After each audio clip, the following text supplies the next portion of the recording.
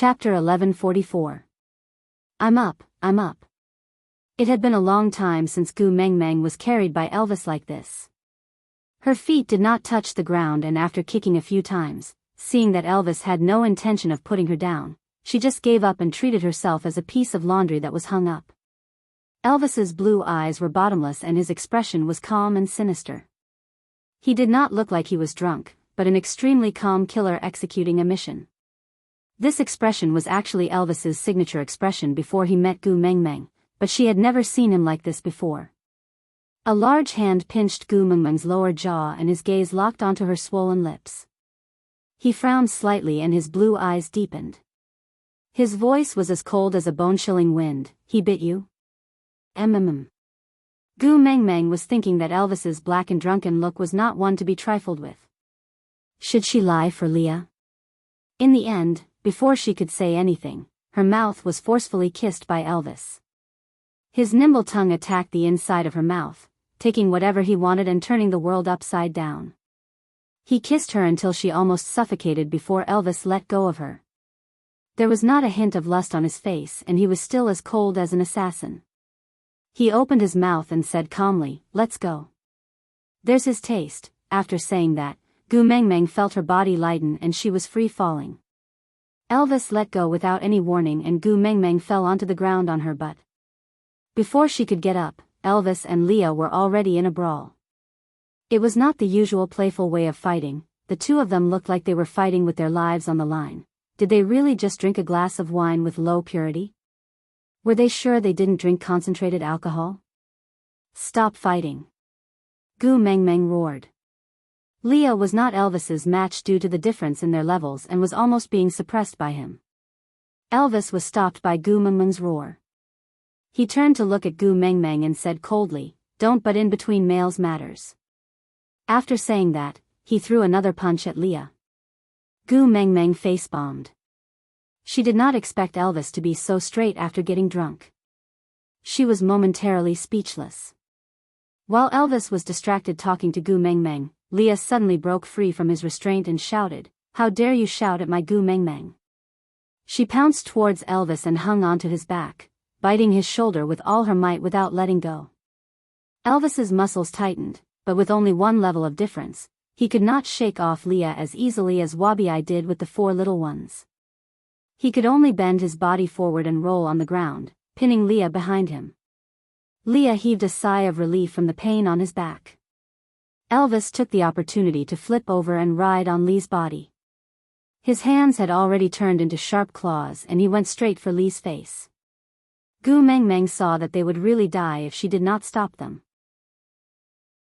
Hence, she clenched her fists and instantly released a huge amount of beast pressure, causing Elvis and Leah to fall to the ground in a second. Elvis's body went limp and he laid on Lee's body. Lee's claws had already pierced into Elvis's back and half of his nails were embedded in his flesh. One of Elvis's hands was holding onto Lee's silver hair tightly while the other hand that was about to attack Leah landed weakly beside Lee's ear. Chapter 1145. Gu Mengmeng sighed. Forget it, these two fellows had real fur on their bodies and they would not feel cold even if they slept on the floor. Just let them be. Gu Mengmeng shook her head helplessly and poured herself another glass of grape wine. She tasted it carefully and it tasted really good. Moreover, the purity was really not high. She did not know why the two of them were so drunk. After drinking 2 to 3 glasses, Gu Mengmeng felt tipsy, so she covered the glass and climbed back into bed to sleep. She did not know how long she slept in a daze. But when Gu Mengmeng woke up, Elvis and Leah had not woken up yet.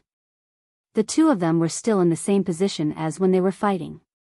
But now, they seemed to be more intimate. Elvis loosened his grip on Lee's hair so he was no longer in a state of grabbing but, my hand that went through your silver hair. His other hand that was originally going to attack Leah had now gone through the back of Lee's neck and was used as a pillow under his head. Lee's claws that were originally stuck in Elvis's waist had loosened a little and his nails had already been pulled out from his flesh. But now, his two arms were wrapped around Elvis's waist, as if he was hugging him. For long legs were intertwined and the beast's skin dress had already become crooked during the fight. It was a pathetic and ambiguous scene, and it was half covered and half exposed, making it even more tempting for one's imagination. Gu Mengmeng was stunned for a long time. She stared blankly at this scene that was even more seductive than a calcium film. Blood flowed down her nose uncontrollably. Elvis and Leah were traumatized by Gu Mengmeng's blood because of the scene of Gu Mengmeng's difficult labor when she gave birth to Kanwu and how Snakel carried Gu Mengmeng back in the Snake King Valley. So the moment they smelled her blood, the two of them woke up in shock. The first second after they opened their eyes, they were in a daze. Then, shock. Elvis and Leah originally thought that they were hugging Gu Mengmeng, so their first reaction when they opened their eyes was to stare at each other affectionately. But with just one look, the two of them were petrified. They immediately bounced back as if they were electrocuted. Then, the two of them peeked at Gu Mengmeng in unison. Seeing the blood dripping from her nose, he gritted his teeth in anger, but there was nothing he could do. Elvis hugged Gu Mengmeng in his arms and supported the back of her head with his hand to raise her head. Leah, on the other hand, quickly went to the door and dug out 2 large chunks of snow, using his body to melt it into water, before patting it on Gu Mengmeng's forehead and nose bridge. The temperature of the snow was very low. After Leah melted the snow with his hands were also very cold. When he touched Gu Mengmeng's skin, there was an icy feeling and it was very comfortable. Gu Mengmeng squinted her eyes and giggled foolishly while Elvis and Lee's faces darkened even further. Erase whatever you're thinking about right now, now. Leah smacked Gu Mengmeng's forehead as he commanded, almost gritting his teeth. Gu Mengmeng feigned ignorance and smiled. What am I thinking? I wasn't thinking about anything. Leah looked at Gu Mengmeng coldly and pinched her little nose. You have a nosebleed when you didn't think of anything? Gu Mengmeng held back her laughter. She looked at Elvis and then at Leah. Then, she stuck one hand into Lee's hair and the other around his neck. She looked at Leah lustfully and asked, "Are you trying to make me forget about this?" Chapter 1146. Just now when she woke up, Elvis was hugging Leah in this position, but the look between Elvis and Leah was definitely not like what Gu Mengmeng was showing now. But as the impact was too great, Elvis and Leah were already in a daze, so they did not notice this detail. With that, Gu Mengmeng turned around and walked behind Elvis. She crossed her legs around Elvis's waist and placed her right hand on Elvis's right shoulder. She lowered it and placed it on Elvis's chest while her left hand went under Elvis's left armpit and hooked upwards, touching Elvis's heart. Her little head landed on Elvis's left shoulder and she opened her mouth. Closing her teeth, she bit on Elvis's shoulder. Before she let go, she even licked Elvis's shoulder with the tip of her tiny tongue, causing Elvis to shudder. Gu Mengmeng smiled innocently, looking up at Leah and asked, "Or do you want me to forget about this?" With that, Gu Mengmeng got down from Elvis's body again, drawing circles on the bite mark on Elvis's left shoulder with her little hand. From the size of the bite mark, it was obvious that it was not Gu Mengmeng's, and there were 4 deeper holes, obviously made by her fangs. Leah instantly felt as if he was struck by lightning, staring at Gu Mengmeng in shock. The snow had sealed the mountain and there were only 3 people in this cave. Gu Mengmeng did not have fangs, so unless Elvis could pull his own head off and place it on his shoulder to bite himself, that bite mark could only be him. The scene of Gu Mengmeng seductively hanging onto Elvis's body replayed endlessly in Lee's mind, then automatically replaced with his own. Leah fell and sat on the ground, feeling as though all his hopes had been dashed to pieces. Elvis was not much better than Leah. The act of putting his hands in his hair and hugging his neck was imitated by Gu Mengmeng, then the act of hugging his back and biting his shoulder was obviously imitated by her. Elvis clenched his fists and asked in a cold voice, "Leah and I, last night, happened, he could not bring himself to ask." Gu Mengmeng tried hard to hold back her laughter and said, "So many things happened, do you want me to replay them one by one for you to see?" "No need." Leah looked up abruptly and took a deep breath. Then, he gritted his teeth and said, "You just have to tell me one thing. Between the two of us, who was on top and who was on bottom?" Gu Mengmeng was laughing like a dog in her heart, but it was such a rare opportunity. He had to hold it in. Thus, Gu Mengmeng tapped her chin lightly with her little hand, as if she was trying hard to recall. Then, she said, "Oh, you were pressed down by Elvis yesterday. And beaten up." Gu Mengmeng did not say the last word naughtily. Li's face turned green and Elvis was no better. So, both of them betrayed Gu Mengmeng and did something indescribable in front of her. Elvis staggered to the side of the wine barrel and raised his paw to smash it. Gu Mengmeng was shocked and immediately rushed over to block the barrel. She stared wide-eyed at Elvis and asked, "What are you doing?" Elvis's eyes were bloodshot, and when he looked at Gu Mengmeng, he felt like his heart was aching. He squeezed out a sentence from the gaps of his teeth, word by word, "Let me destroy this harmful thing first, then you can punish me, all right?" Gu Mengmeng was taken aback when she met Elvis's eyes. She wanted to play a prank but did not want to hurt Elvis and Li's hearts. Chapter 1147. "Hubby, don't be angry, listen to my explanation." Gu Mengmeng tried to comfort Elvis, but Elvis smiled bitterly and said, "Ah, you have already decided not to want me, right? So I have no right to destroy your things." "It's not like that." Gu Mengmeng shook her head, but Elvis did not give her a chance to finish her sentence. He took a step back and opened his chest as if he was about to die a martyr. He said, "Come on, end me. If I can die in your hands, I can die without regrets." Gu Mengmeng felt guilty. She did not want to play to this extent. She originally wanted to see Elvis and Li's awkward look, but she ended up making them sad. Gu Mengmeng directly flew into Elvis's arms and bumped into him. She shook her head and said, "Hubby, nothing happened between you and Leah." Elvis's back stiffened and he immediately lowered his shoulders. He said, "You are still so kind and soft-hearted. Even after such a thing happened, you still can't bear to kill me?" "Huh, but what should I do? I can't face you." Gu Mengmeng hugged Elvis tightly and said, "I didn't lie to you, really. Both of you had a fight last night and it was a little fierce, so I used my beast pressure to make both of you faint afterward." Leah swayed his tail and stood up from the ground. He turned around and leaned against the side of the wooden barrel. He crossed his arms and looked at Gu Mengmeng. He said, "Elvis, don't be so calculative. Anyway, I am the one at a disadvantage." "I don't even mind. Why do you mind? Didn't Mengmeng always want to see such a scene? Let's just take it as a sacrifice to satisfy her."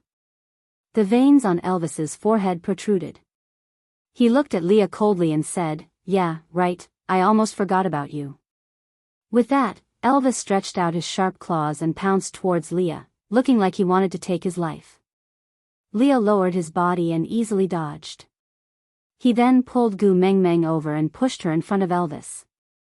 He hid behind Gu Mengmeng and said, "Mengmeng, look at him. He took advantage of me and still wants to abuse me. Sobs, sobs, sobs. I can't live on anymore."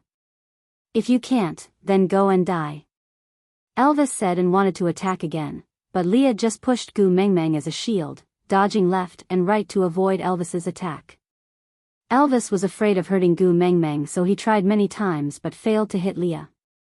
Gu Mengmeng was dizzy from being shaken by Leah, but looking at the situation, she understood that Leah had reacted and believed Gu Mengmeng's words, so Gu Mengmeng could only beg for mercy. "All right, Leah, stop fooling around.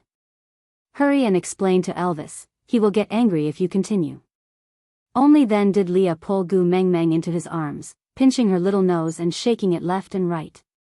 His long and narrow eyes were filled with ridicule and reproach, as well as overwhelming indulgence and pampering. "Why didn't I see you being so obedient when you caused trouble? Are you begging for mercy now that you can't clean up the mess? I was wrong, I was wrong." Gu Mengmeng looked up at Leah with her innocent little puppy face and begged, "Hurry up, Elvis will really flip out if you continue." Leah tapped Gu Mengmeng's little nose and said, "I will settle the score with you later." Gu Mengmeng stuck out her little tongue and lowered her head in defeat. Leah, on the other hand, walked 2 steps towards Elvis out of boredom. He wanted to touch Elvis just now, but Elvis dodged away like he was avoiding the plague. Chapter 1148. Leah. Gu Meng Meng called Leah softly, with a "Why are you adding oil to the fire?" expression as she looked at Leah. Leah poked Gu Meng Meng's little head, then looked at Elvis with a chuckle. "If I'm in heat, I will emit my fox seductive fragrance uncontrollably. I can't even control it myself. Take a sniff, does this cave have my fox seductive fragrance?" Elvis was taken aback, then he really sniffed carefully with his nose. No, there really wasn't. A crack seemed to appear on Elvis's face, then an expression as if he had just survived a calamity slowly emerged from the sinister surface. Leah poked Elvis's shoulder again, saying, "Look at the wound yourself. Does it look like I bit you when you were flirting? When have you ever seen me bite Gu Meng Meng so harshly?" With that, Elvis lowered his head to look at the wound on his shoulder. Indeed, to a male, this kind of wound was nothing, but one could tell that it was not left by biting when he was in heat. The flesh was already flipped open. He must have bitten really hard at that time. Leah rubbed his own hair again, then gently pushed it aside for Elvis to see, saying, "Have you ever seen anyone scratch out such a deep wound on their scalp while touching someone's hair? This technique, huh? Why do I feel like you wanted to fix my head in place, then directly blow it off?" Elvis glanced at the wound on Lee's head. Yeah, this was his usual technique. The turbid air in his chest finally dispersed. Elvis looked at Gu Meng Meng with a complicated gaze. "Xiao Meng, come here." Gu Meng Meng walked over timidly, pinching Elvis's beast-skin skirt lightly with 2 fingers, saying, "I was just joking, I didn't expect you to take it seriously." "I was wrong, I won't joke like this again in the future." Elvis poked Gu Meng Meng's little head, sighing helplessly. "You also promised me the same thing the last time you had a nosebleed." Which meant that her credibility had gone bankrupt. Gu Meng Meng smiled awkwardly, wrapping her arms around Elvis's waist. "That was because you shouted at me yesterday, that's why I pranked you." Elvis raised his eyebrows. He did not believe that he would yell at Gu Meng Meng. It was not enough for him to hold her in his palm. Seeing that Elvis did not believe her, Gu Meng Meng's face darkened and she mimicked Elvis's tone and expression yesterday. "Don't butt in when it comes to males. You yelled at me like that yesterday." The impression was blurry, but Elvis seemed to have said something like that. Rubbing Gu Meng Meng's little head, Elvis could not be angry at her at all. Just now, he thought that he was going to lose her, so he kept praying to the beast deity that everything in front of him was just a dream. Now, he had gotten what he wanted, so why would he be bothered about Gu Meng Meng's prank? On top of that, Elvis's heart ached even more when he heard that he had shouted at her last night. His Xiao Meng should be treasured and listened to the most gentle words in the world. How could he bear to yell at her? Hugging Gu Meng Meng and kissing the top of her head, Elvis said guiltily, "I'm sorry, I might have gone crazy to shout at you." Gu Meng Meng looked up at Elvis with a smile, asking, "Then let's treat it as if we're even. You're not allowed to settle scores after this." Chapter 1149. Leah tapped Gu Meng Meng's shoulder lightly and said, "I didn't shout at you yesterday, right?" Gu Meng Meng knew that Leah might have seen through her prank long ago, so he was not as agitated as Elvis and she did not feel so guilty towards him. But due to the two-faced nature of her fox, Gu Meng Meng decided not to fight him head-on. She pulled her lower lip and flipped the wound out for Leah to see, saying, "Guess why Elvis fought with you yesterday?" Leah frowned when he saw the wound on the inside of Gu Meng Meng's mouth, as if a needle was pricking his heart. Hiss. "I bit you?" Gu Meng Meng hugged Lee's head and kissed him. Leah was first taken aback, but quickly turned the tables around and held the back of Gu Meng Meng's head to deepen the kiss. He even used the tip of his tongue to gently stroke the wound on the inside of Gu Meng Meng's lower lip. Yeah, it matched his teeth. When they ended the kiss, Leah was already very sure that he was the one who caused the wound. His heart ached for her, but Leah would not apologize to her like Elvis. Instead, he pinched her little nose and said, "Tell me, what did you do to anger me to the point that I want to bite you, huh?" Gu Meng Meng's heart ached. F******. She could not admit it. Gu Mengmeng instantly recalled the scene of Leah asking her if she liked him licking her with his drunken eyes. "You're blushing." Leah looked at Gu Mengmeng with great interest. He squinted his eyes and sniffed with his nose, saying, "Fox seductive fragrance." "Gu Mengmeng, did I forget something extremely important?" Gu Mengmeng shook her head and said, "No, no." Leah held on to Gu Mengmeng's waist and lifted her up. Gu Mengmeng's lower abdomen was pressed tightly against Li's body. Li's smile was devilish and sly, the corners of his lips curved into an ambiguous arc, saying, "You didn't? Why do I feel that you definitely did, and it's very important? Gu Mengmeng, shouldn't you help me recall it personally?" With the last word, Leah blew lightly into Gu Mengmeng's ear, causing her to feel numb all over her body.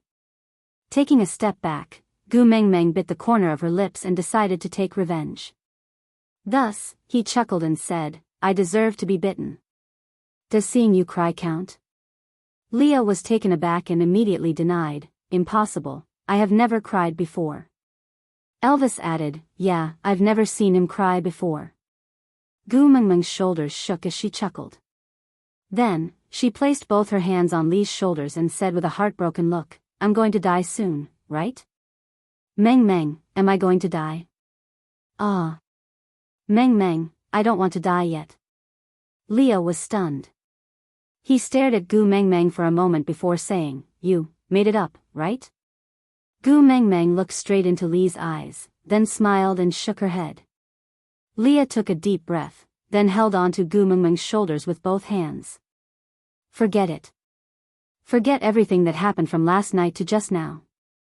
"I don't forget." Gu Mengmeng straightened her neck and thought to herself, "Who asked you to tease me? Humph humph, let's see who's better this time." "Don't forget?" Leah narrowed his eyes and smiled instead of getting angry. He said, "Then, let's do something more memorable and erase the old memories." Leah and Elvis had been vegetarians for a long time. How would Gu Mengmeng not understand what Leah meant by something more memorable? But Chapter 1150. Silly girl. Leah hugged Gu Mengmeng's waist and said softly, "Before we get the love of the sky, Elvis and I will not let you get pregnant." Elvis nodded and said, "The snow is not thick enough, just in case, I will go guard the cave entrance." Leah hugged Gu Mengmeng in his arms and gave Elvis a thank you look. The two of them did not say anything else, they had a tacit understanding between each other. After Elvis left, only Gu Mengmeng and Leah were left in the cave. Leah hooked Gu Mengmeng's little chin, his long and narrow eyes filled with lust, and he said, "Because of you asking for a child, I endured for so long not daring to touch you. You have been torturing me so hard recently. How are you going to make it up to me, mm?" Gu Mengmeng clearly knew what was going to happen next, so she naturally did not dare to challenge Leah at this moment, or else with Li's black-bellied character, he would make her unable to get off the ground for 3 days. Hooking her arms around Li's neck, Gu Mengmeng smiled in an ingratiating manner and said with arched eyebrows and eyes, "I will forget about you crying before, all right?" Leah gritted his teeth and said, "You are really good at spoiling the atmosphere. Do you think I will let you off just like that?" Gu Mengmeng felt that she had been seen through, but she was not angry and just said shyly, "Don't torment me too much, I am scared." Once Gu Mengmeng gave in, Li's heart itched even more unbearable. He flipped over and pinned Gu Mengmeng under his body, gently biting her left earlobe, and said in a low voice, "My little Mengmeng, do you still remember what you promised me previously?" Gu Mengmeng's face was blank, it was obvious that she had completely forgotten about it. "When we were in solder, you thought of all sorts of nonsense and caused your nose to bleed. Elvis and I were so scared that we almost wanted to settle down by the stream. At that time, you promised me that I could punish you however I wanted to.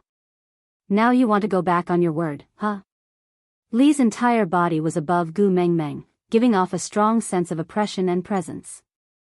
Gu Mengmeng twisted her body, trying to fight for more space for herself, but to no avail. Leah was bullying Gu Mengmeng with a force that could not be pushed away unless she hurt him, knowing that she could not bear to hurt him. Gu Mengmeng could not even breathe smoothly because of Leah. She blushed and said, How long has it been? You still remember it? Lee's kiss landed lightly on Gu Mengmeng's lips. He did not go deep and just kissed her lightly. I had originally forgotten about it, but you refused to change. I feel that if I don't teach you a deeper lesson and make you remember my sexual orientation, your little brain will always be filled with all sorts of nonsense. Gu Mengmeng's lips twitched. Fine, this time he was in the wrong again. Gu Mengmeng pulled out her arms and wrapped them around Lee's neck. She asked coquettishly, then tell me, how should I punish him? Do you like me? Leah suddenly asked. Gu Mengmeng took the initiative to offer her own lips and kissed Lee's Adam's apple. She said, I like you. Then, lick me. Leah smiled extremely devilishly, a teasing look in his eyes. Gu Mengmeng was stunned and blushed instantly. She said, aren't you drunk? Why do you still remember?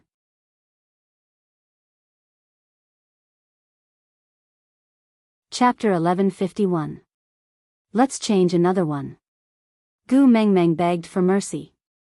It's too embarrassing, I can't do it. Leah stuck out his tongue and licked Gu Mengmeng's left earlobe. Gu Mengmeng, do you know? I really like this mark.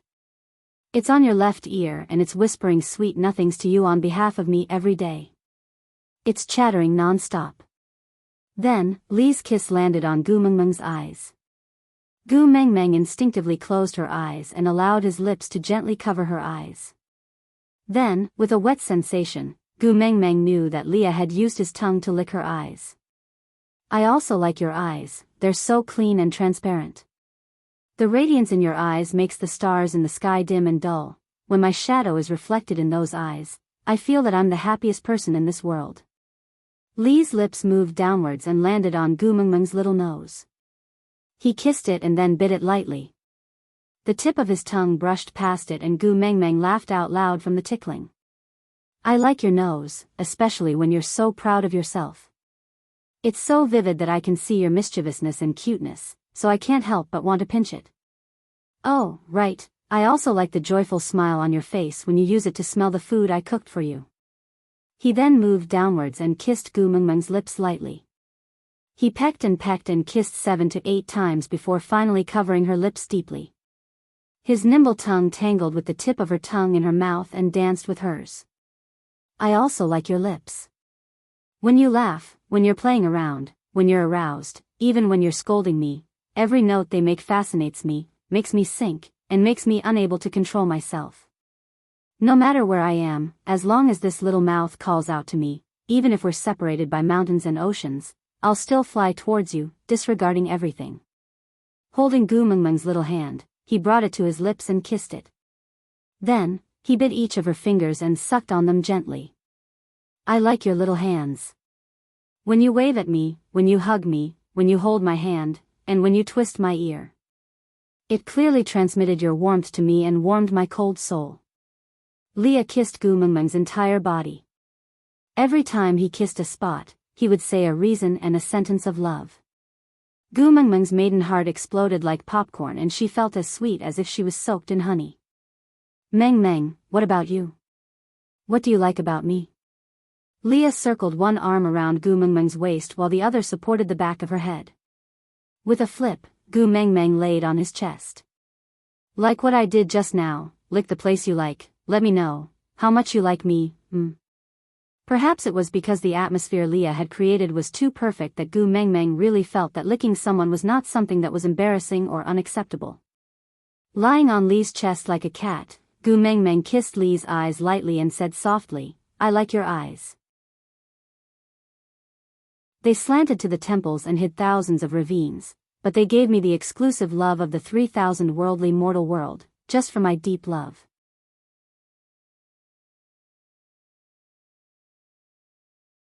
Chapter 1152. Holding on to Lee's hand, Gu Mengmeng kissed his palm. Then, she placed his large hand on her face and rubbed it gently. I like your hand too. It's slender and bony, with distinct joints.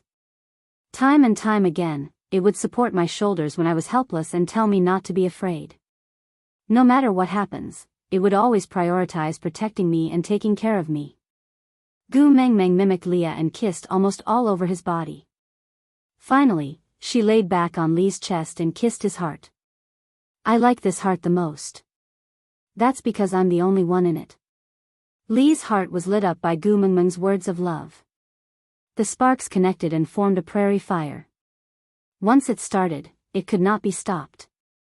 A round of pleasure could not be avoided. The ambiguity was scattered all over the floor and it evolved into a symphony of love and love. Leah had been sober for a long time. This time, he was a little more ruthless. Gu Mengmeng did it 3 times when she was awake and 2 more times after she fainted before he finally stopped. As a result, Gu Mengmeng was so exhausted that she slept till the sky turned dark. When she woke up, she did not even know how many days had passed. The bruises on her body had already disappeared and her fatigue was almost negligible. If Snake knew that the shocking recovery ability he left for her had been used in such a place, he would probably fly into a rage. You're awake. Leah crawled beside Gu Mengmeng like a satisfied cat. His thick tail swayed to show his master's good mood. Gu Mengmeng stretched out her hand and Leah automatically placed his large tail into Gu Mengmeng's arms. Then, he poked Gu Mengmeng's warm and soft little face with his finger. Are you hungry? The meat is already cooked and placed in the snow at the entrance of the cave to be frozen. You can eat it after heating it up. Gu Mengmeng shook her head. I just woke up, I don't feel like eating. Leah nodded. Then I won't eat it. You can touch me first. Gu Mengmeng paused. Did he start the topic of touch me after lick me? Gu Mengmeng was really scared. She did not know what shameful topic Leah would come up with next. She hurriedly let go of Li's large tail and turned around. Gu Mengmeng wrapped her arms around Elvis's neck. Hubby, I'm thirsty. Then, he took out a small bamboo cup and poured a cup of water for her. I was afraid that you would get a nosebleed due to excessive internal heat, so I kept the water boiling on the fire in the cave. But it's a little hot. Drink slowly. Gu Mengmeng replied. She lifted the cup and started sipping the water. Leah knew that she was shy and did not continue teasing her. After all, Gu Mengmeng had not eaten before making love. Now that she had slept so much, her stomach must be empty. So Leah got off the bed and went to the entrance of the cave to retrieve the stewed meat that was frozen in the snow. He placed it in the pot and heated it up. Not long after, a fragrant aroma filled the air, making one's mouth water. Gu Mengmeng sat at the table and ate the meat. She drank 2 mouthfuls of water. It was bland and tasteless. She poured herself a glass of wine to go with her meal. After Elvis and Leah experienced their first hangover, their expressions changed. They wanted to run away from Gu Mengmeng the moment they saw the red liquid in Gu Mengmeng's cup. Gu Mengmeng took a sip. Then, she smacked her lips. Meat stew goes with wine. The more I drink, the better it feels. Tisk, no one else can do this, aside from the topic. Hurry, there's no time. Hurry up and board the train. Look at the car plate, 4927799273. Get the train manager to check your ticket. Babies with more than 800 fans can enter the VIP cabin to enjoy the special treatment of the fragrant meat. Note, this train does not go to the kindergarten. Children who are going to the kindergarten, please do not sneak onto the train. This train does not go to the kindergarten. Children who are going to the kindergarten, please do not sneak onto the train.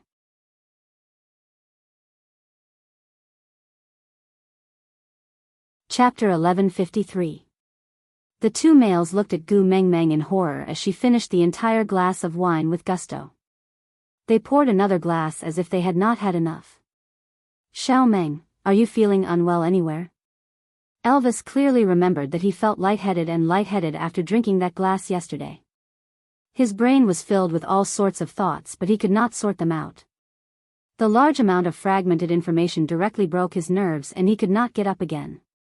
He could not remember how he got up and what he did after that. So, according to their body proportions, the same amount of wine that caused him such a heavy injury could be fatal to Gu Mengmeng, but why did Gu Mengmeng look like nothing happened to her? Just that her cheeks were red like a tempting apple. Gu Mengmeng knew that Elvis was scared by the wine. After the previous experience of teasing him to the point that he almost dragged Leah to die to atone for his sins, Gu Mengmeng did not dare to tease Elvis anymore. So she answered honestly, wine is a beauty tonic. The amino acids, minerals, and vitamins contained in it can be absorbed directly. Drinking a little every day can help you beautify your skin, but... Elvis frowned. After all, his first experience with wine was not that great. Gu Mengmeng knew what he was worried about. She smiled and said, everyone has different levels of allergy to alcohol. Yeah, for example you are the type of person who will pass out after one glass. Leah is slightly better. Although he only drank one glass, he at least knows what he did when he was drunk. As for me, I should be invisible in our world. But here. Gu Mengmeng lifted her left leg and stepped on the stool. She placed her left hand, which was holding the wine glass, on her arched knee. She lifted her chin and smiled in a bold and unrestrained manner. The emperor calls for me but refuses to board the boat. I call myself a god of wine. Actually, Elvis and Leah did not understand what she was saying. But Lee's gaze was shining and burning hot. It was the feeling of a cult member meeting their leader. Gu Mengmeng was taken aback. She looked at Leah and asked, why are you looking at me like that? That sentence just now was also part of that esoterica, right?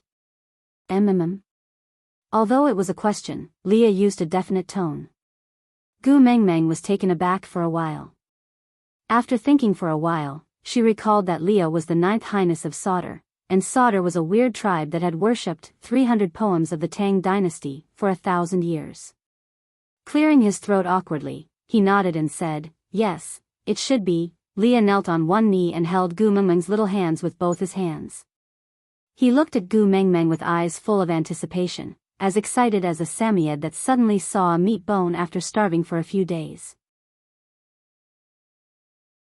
His furry tail wagged furiously behind him and his longing gaze made Gu Mengmeng feel that rejecting him was a crazy thing to do. Clearing her throat, Gu Mengmeng forced herself to recite the entire poem again. Li Bai wrote 100 poems in one go, sleeping in a tavern in Chang'an City. The Son of Heaven called me, but I refused to come on board, calling myself an immortal of wine. Ah. Leah cupped his hands over his heart and frowned. He bit his lower lip lightly with a flushed face and exerted more force on his hand, as if his heart would jump out if he didn't do that. Gu Mengmeng held her forehead and asked, Are you all right?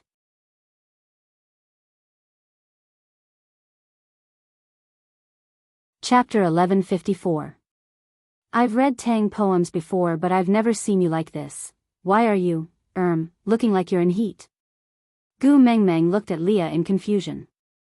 Leah cupped his heart and said, I wasn't your male when you read Tang poems the last time. Gu Mengmeng thought for a while and nodded, yeah, right. The last time was when we confirmed the identity of the messenger in Sauter. You were a beast pet then. Leah looked at Gu Mengmeng while pressing on his heart.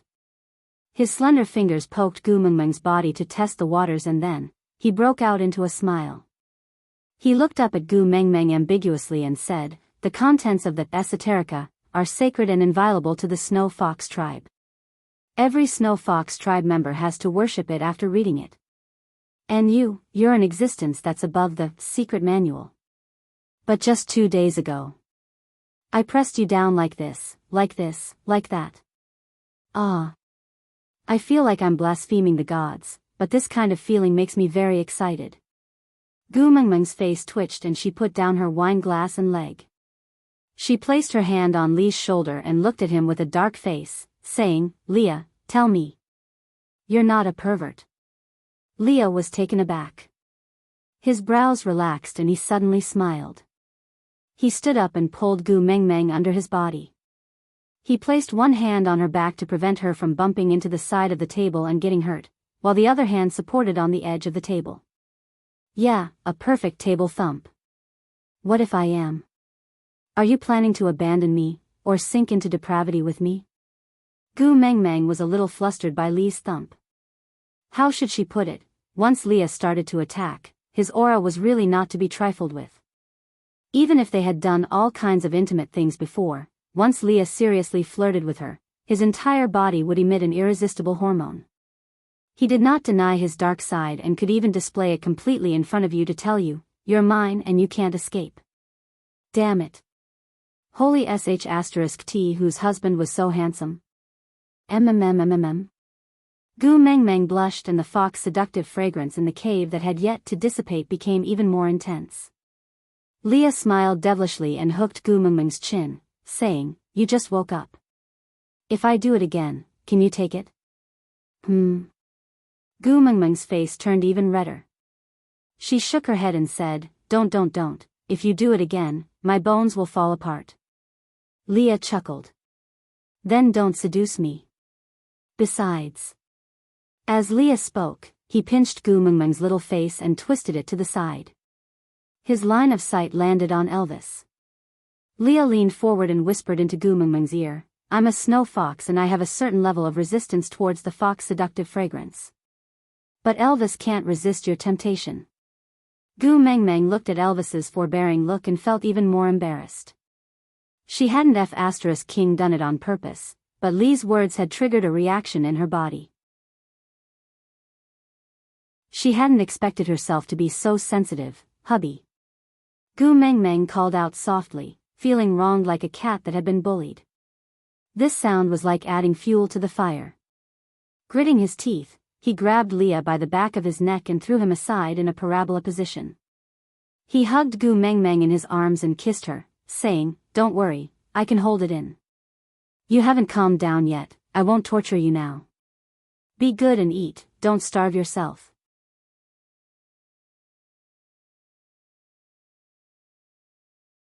Chapter 1155.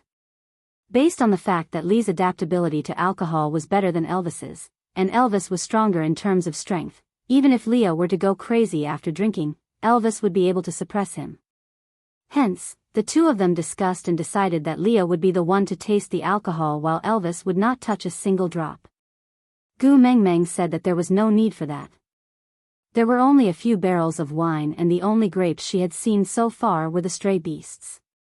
Now that Peter was no longer the leader of the stray beasts, it was no longer convenient for them to pluck grapes from the stray beasts. So Gu Mengmeng wanted to drink sparingly. Even if it was not convenient for Elvis and Leah to drink, there was no need to force them. She could drink by herself, really. But Elvis and Leah did not agree. They had already determined that the wine was a dangerous item. Unless Leah personally verified that it was harmless, he would not allow Gu Mengmeng to touch it by herself. So Gu Mengmeng, who could drink, was forbidden from touching it, while Leah, who passed out after one glass, began his drunken rampage every day. The drunken Leah changed his demeanor. He chased after Gu Mengmeng while waving his little leather whip. He also bit his lower lip and removed his beast-skin dress to expose himself in front of Gu Mengmeng for her to ravage. He bared his fangs and brandished his claws, fought with Elvis, and cried bitterly as he hugged Elvis and talked about the past. Anyway, this winter was not a lonely one because of Lee's various tricks. However, even though Leah had finished a few barrels of wine, his alcohol tolerance did not improve at all. It was not that he did not improve at all, it was just that, from 1 glass to 1.5 glasses, this improvement left Gu Mengmeng speechless. Most people would have at least gone from 1 glass to a bottle after drinking for so long, right? She felt heartache for those barrels of wine, it was all for nothing. When the snow sealing the cave started to crack, Gu Mengmeng knew that this winter was over. Leaning in Elvis's arms, Gu Mengmeng looked at Leah, who was in a much better mental state after 2 to 3 days without a hangover after drinking all the wine. She smiled helplessly and said, "Do you still remember what you set up before winter after leading a befuddled life for the entire winter?" Leah held his forehead. His persistent hangover had caused him to not remember anything else other than that mating. It was all a mess of drunken rampages. The arrangements before winter. Closing his eyes, Leah organized his thoughts and said, "Mengmeng, what do you plan to do after winter ends?" Aren't we already booked to go to the Moda Mountains?" Gu Mengmeng countered. Leah chuckled. "What's there to fix? Everything depends on your mood. Gu Mengmeng chuckled. So, there's a second option if I don't go to Moda Mountains? Leah nodded and answered, I spread 2 pieces of news before winter. One was that you personally told Maya about the Moda Mountains and the other was that I accidentally leaked the heart of the desert. Gu Mengmeng was confused. But we don't even know where the heart of the desert is. It can't be an option. Lee's lips curled into a beautiful arc. He looked thoughtfully at the cracked but not broken snow sealing the entrance of the cave. After winter ends, it will come to us on its own. Just like Kiss of the Ocean and Soul of the Forest. You mean coal? Gu Mengmeng frowned and asked.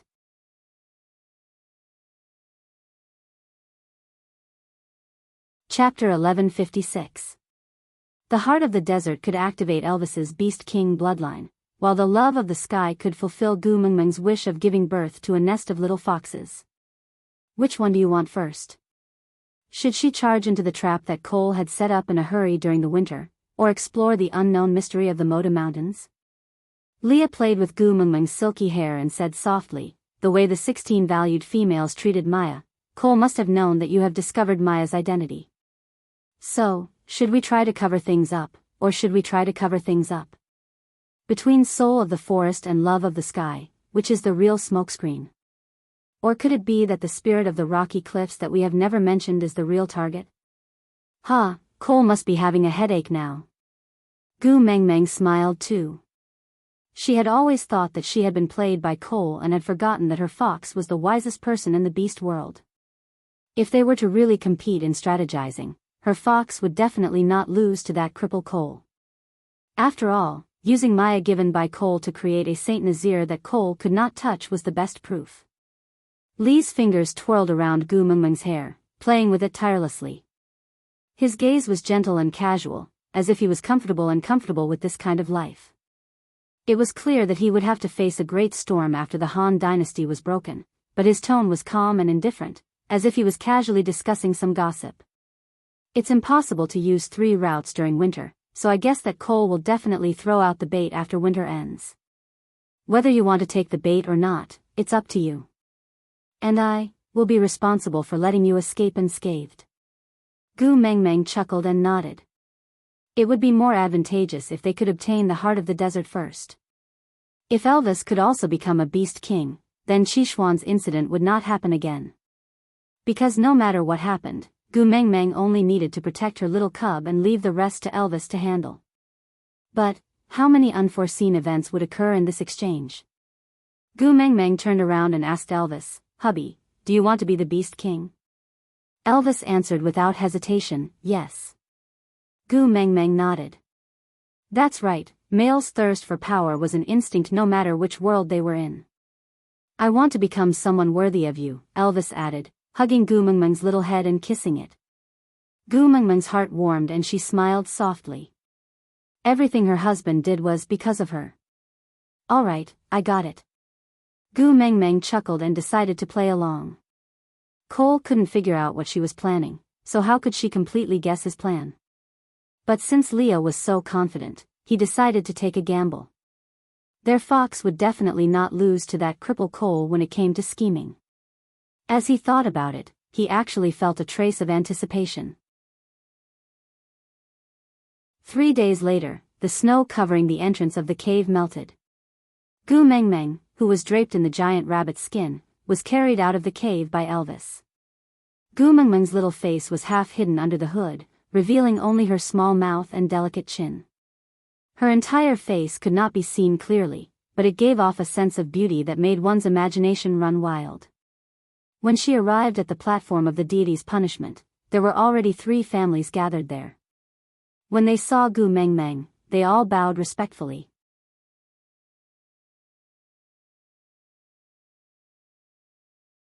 Chapter 1157. Elvis carried Gu Mengmeng straight up the platform of the deity's punishment. After he stood still, he howled into the sky, causing the birds in the forest to flap their wings and soar. Even the snow on the tree branches rustled and fell. After this howl, the entire sky above Saint Nazaire reverberated with the roars of wild beasts. Gu Mengmeng was shocked the first time she heard it. But after hearing it twice, she felt very excited. Pulling Elvis's arm, Gu Mengmeng asked softly, "Hunting, can you bring me along?" Elvis caressed Gu Mengmeng's hair, his gaze gentle and affectionate.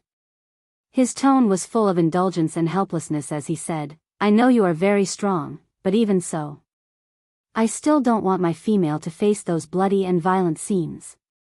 Can you understand me?" Gu Mengmeng shrugged her shoulders and nodded. Actually, in Snake's memories, blood and violence were the basic norm. She was originally afraid of blood, but after inheriting over 1,000 years of Snake's memories, now, even if Gu Mengmeng had to personally dismember her prey, she would not hesitate. But Gu Mengmeng still decided to accept Elvis's heartache.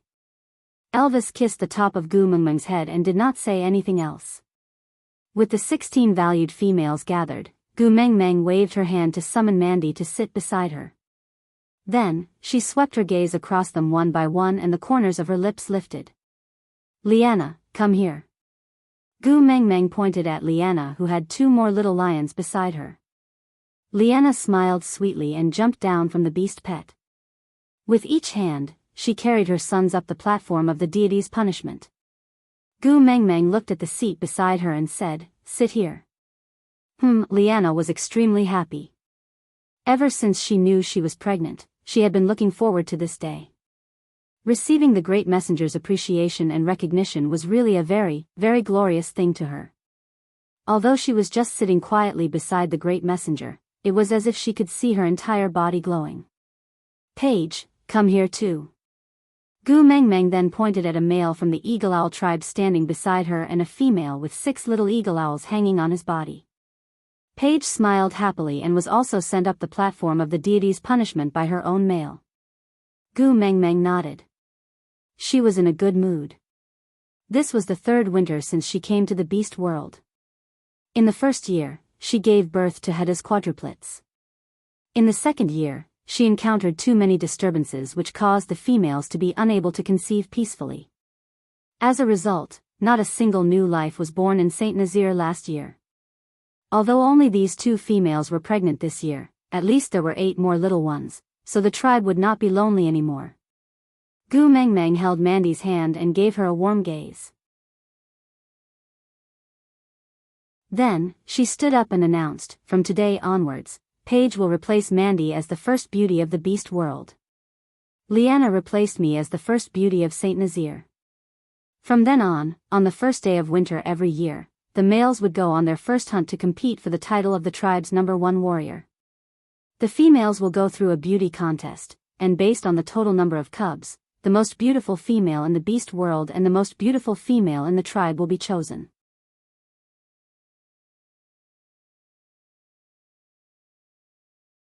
Chapter 1158. As the previous most beautiful female in the beast world, Mandy was exceptionally generous at this moment. She stood up and walked to Paige. She held Paige's hand lightly and smiled. "In the future, the title of most beautiful female in the beast world will be yours. You must guard this glory well and always remember the great messenger's teachings. You must never disappoint the great messenger. The 16 valued females will be your backing and will always support and protect you. But at the same time, we are all your competitors. I will work even harder next winter and by then, I will definitely snatch back the title of the beast world's first beauty." Paige was a female from the deer tribe. Herbivores did not have the wildness of carnivores. She looked delicate and adorable. Her eyes sparkled when she smiled. She looked extremely innocent. She twisted her body and held Mandy's hand back.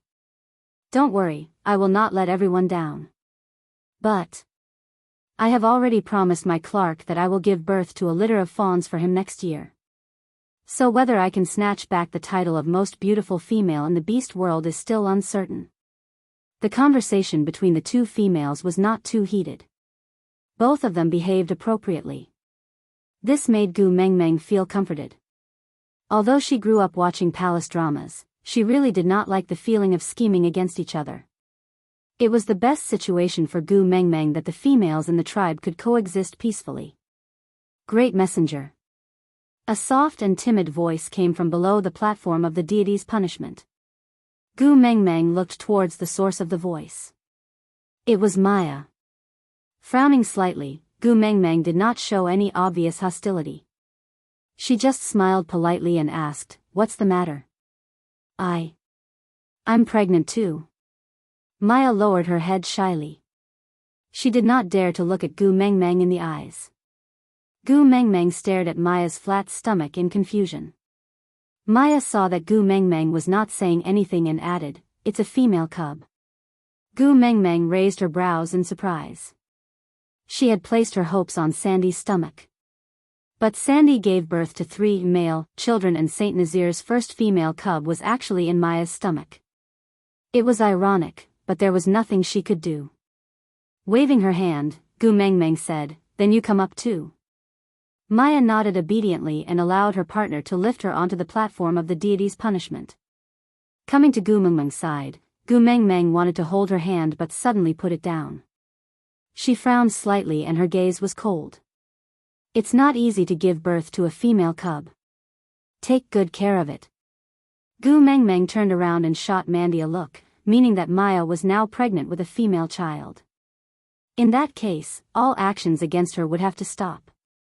After all, regardless of what happened to Maya, a female child was too precious. Mandy understood and nodded. Then, she whispered something into Liana's and Paige's ears. This was a secret code between the 16 valued females. To Maya, it was just an ordinary greeting. Only the 16 valued females understood what it meant. Alright, the beauty contest is over. Now, it's time for the males to show off their skills. As Gu Mengmeng said, she walked to Elvis and wrapped her arms around his neck to kiss him. She smiled and said, "Hubby, it's all up to you now."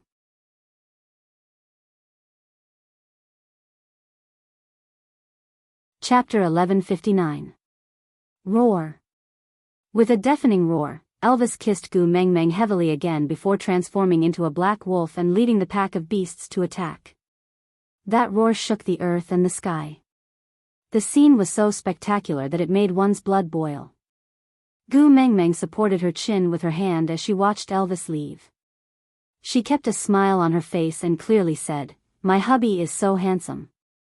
After a long while, Elvis could no longer be seen. Gu Mengmeng then retracted her gaze and leaned into Li's arms.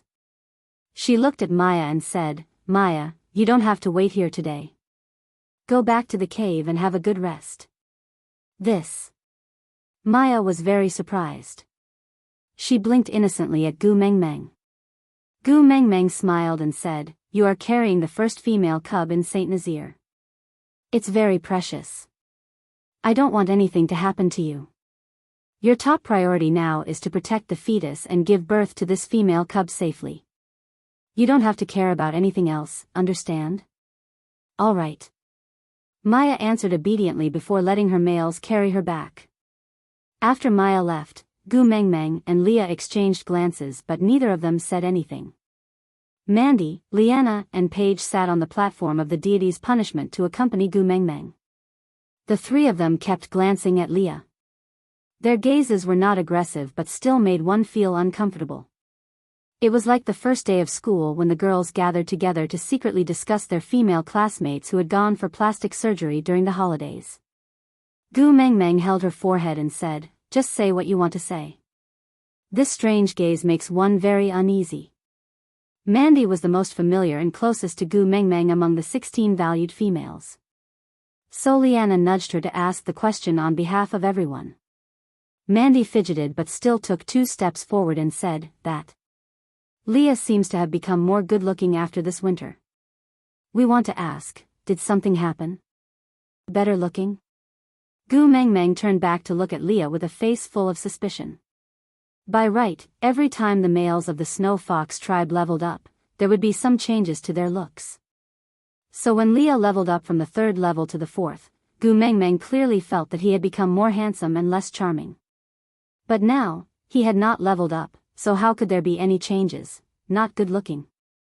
Leah allowed Gu Mengmeng to size him up for a long time. Seeing that she did not show any signs of infatuation on her face, he was slightly dissatisfied. He pinched Gu Mengmeng's chin and shook it a few times. Then, he flipped his hair and opened his thin lips slightly, revealing his white teeth and the tip of his moist tongue. He leaned forward, almost touching the tip of Gu Mengmeng's nose, saying softly, "How about this? Does it look better? Or, do I have to take off this troublesome animal skin dress before you'll know I'm good-looking?" Gu Mengmeng blushed and slapped Li's face. "Why are you acting like a hooligan in broad daylight? You're my female. Flirting with you isn't called being a hooligan. After all, I have the responsibility to please you." With that, Leah leaned towards her, looking like he was going to eat her up in front of everyone. Ah! An irrepressible howl of excitement came from the three females who were hugging each other and jumping on the spot. Their eyes were filled with love.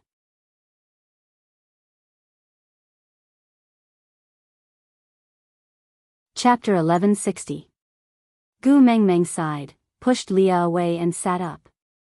While tidying her clothes, she said, "Restrain yourself, don't fool around outside.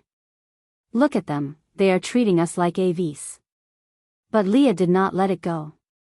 He hugged Gu Mengmeng from behind, looking like a dodgy who could bring disaster to the country and people. He said in a charming manner, "But I can't control myself. Every time I see you, I want to hug you, kiss you, then eat you." The last three words were only audible to Gu Mengmeng's ears. Her ears were tickled by his breath and she pinched his waist, saying, "Eat me? Aren't you afraid of breaking your teeth? How can I bear to bite you? I always lick you, you know that, right?" As he said, Li's tongue landed on Gu Mengmeng's left ear. It was sweet, moist and warm. Gu Mengmeng exploded and jumped up instantly. She pointed at Leah who was sitting at the same spot and smiling at her. Her face turned red but she could not say a word. Li's gaze was crafty and his smile was full of teasing. It was obvious that he did it on purpose. She looked at the three females who were screaming just now. Now, they were pinching each other so hard that their arms were purple, but they were still smiling like idiots. Sighing, Gu Mengmeng face-bombed and said, "Are you trying to make me into everyone's fantasy partner?" Leah smiled but did not reply. He just opened his arms and called out with the most intoxicating smile and deep voice, "Mengmeng, come over and let me hug you." For some reason, Gu Mengmeng, who had just escaped from Li's arms, leaned back into Li's arms as if she was bewitched. But Li's aura had changed unknowingly. When the two of them hugged each other, there was no longer the feeling of something that needed to be censored in the next second. Instead, it became pure and sweet. The two of them hugging each other was like a perfect painting and no one could bear to destroy this beauty. Leah kissed Gu Mengmeng's little face. Gu Mengmeng also recovered from the, "Come over and let me hug you," sentence. She chuckled and said, so cloying, "You don't like it?" Leah asked softly. Gu Mengmeng shook her head. "I like it. Then I will be sick of you forever." With that, Leah pecked Gu Mengmeng's face again. A little lion rolled and crawled to Gu Mengmeng's hand, sniffing Gu Mengmeng's body with its little nose, looking chubby and cute. Gu Mengmeng raised her arms to hug him but was held back by Leah. "Do you want to mate with him?" "Huh?" Gu Mengmeng's eyes widened as she stared at Leah as if he was a pervert. This bun had just been born, and the fastest way to move was to roll. Did she look like a pervert who would lay her hands on a baby bun that couldn't even stand up? Leah pinched Gu Mengmeng's nose as punishment and said, "If you hug him, you have to be responsible for him. If he had your scent on him, do you think any female would want him? Who would dare to snatch a male from the messenger of the beast deity?" No. Gu Mengmeng wanted to cry but no tears came out. When she said that Fei Rui was still a child, Leah and Elvis refuted her and she accepted it. After all, Fei Rui was already a second-level beast and was considered an adult. But this bun, heavens and earth, he was really a child, and the kind that was still in swaddling clothes. How twisted did she have to be lustful towards a bun?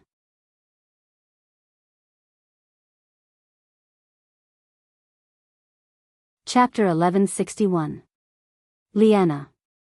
Gu Mengmeng called out, gesturing for the little lion's mother to carry the child away. But Liana smiled shyly and said, "Great messenger, if you like him, just keep him. Nelson and I are both perfect orcs. I was the first beauty in my original tribe, while Nelson was the first warrior in his original tribe. Our child will definitely be healthy and beautiful, and will become a powerful male in the future." Gu Mengmeng sighed and said, "I know he will be an outstanding child, but I am not a strange aunt. The next time I go to Sauter, bring the two brothers along with me. Sauter should have a female cub born this year. We must nurture our relationship from a young age." With that, Gu Mengmeng looked at Paige and said, "You should also come with me. After all, females are precious and rare, try not to let them go to outsiders." Paige smiled and nodded and said, "I will listen to the great messenger's arrangements." Liana was also smiling. Her personality was different from Mandy's. She was the carefree type, and her likes and dislikes were all written on her face. If it wasn't for the fact that her family's males were strong, she wouldn't know how badly she would be bullied with her carefree attitude. Just like before winter, when the 16 valued females were discussing how to teach Maya a lesson, only Liana opened her mouth to criticize her. It was not that others did not stand by and do nothing, but that she was too powerful and others could not even interrupt. Gu Mengmeng actually liked this kind of straightforward person. Sometimes, she might not speak nicely, but at least you did not have to worry about her stabbing you in the back. Liana carried the little lion and sat cross-legged beside Gu Mengmeng. She tilted her head and looked at Leah, then asked, "Great messenger, you still haven't told me what happened to your family during winter? Look at how much prettier the witch doctor has become. His skin is so good that it is glowing." Gu Mengmeng then turned back to look at Leah carefully again. Yeah, his skin had really become better than before, it was just that she did not feel it because she was looking at him every day. But now that Liana mentioned it, Gu Mengmeng touched it. Tsk, it was as smooth as congealed fat. Tisk, Gu Mengmeng shook her head in disdain and said, "Can't you give females a way out? Why are you so good-looking as a man? You'll only like me if I'm good-looking." Leah chuckled as he understood the boasting and pride in Gu Mengmeng's disdain. He pinched her little face dotingly and felt that the more he looked at her, the more he liked her and the cuter she was. Gu Mengmeng could not suppress the smile at the corner of her lips. She turned her face towards Liana and did not look at Leah. She pretended that she did not see him and answered Liana, "It should be because he drank the grape wine. The few barrels of grape wine that I prepared before winter all went into his stomach. He became like this after playing a drunken game with Elvis and me for an entire winter." Grape wine. Liana's eyes sparkled as she looked at Gu Mengmeng and asked, "Then, do you still have that grape wine? Can you give me some too? I want to give some to my Nelson to make him look good too." It was beautiful. Was it really okay to use such adjectives on males? Was Gu Mengmeng the only one who found it weird? Sighing, Gu Mengmeng shook her head and said, "No more." Leah drank it all by himself. "Oh." Liana pouted her lips in disappointment and lowered her head. Digression. All right, my babies. Today's update has ended.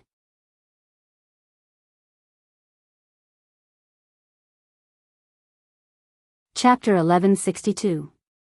Nelson is the strongest in your family, right? Leah stopped Gu Mengmeng, who was about to speak, and asked first. Liana nodded her head as a reply.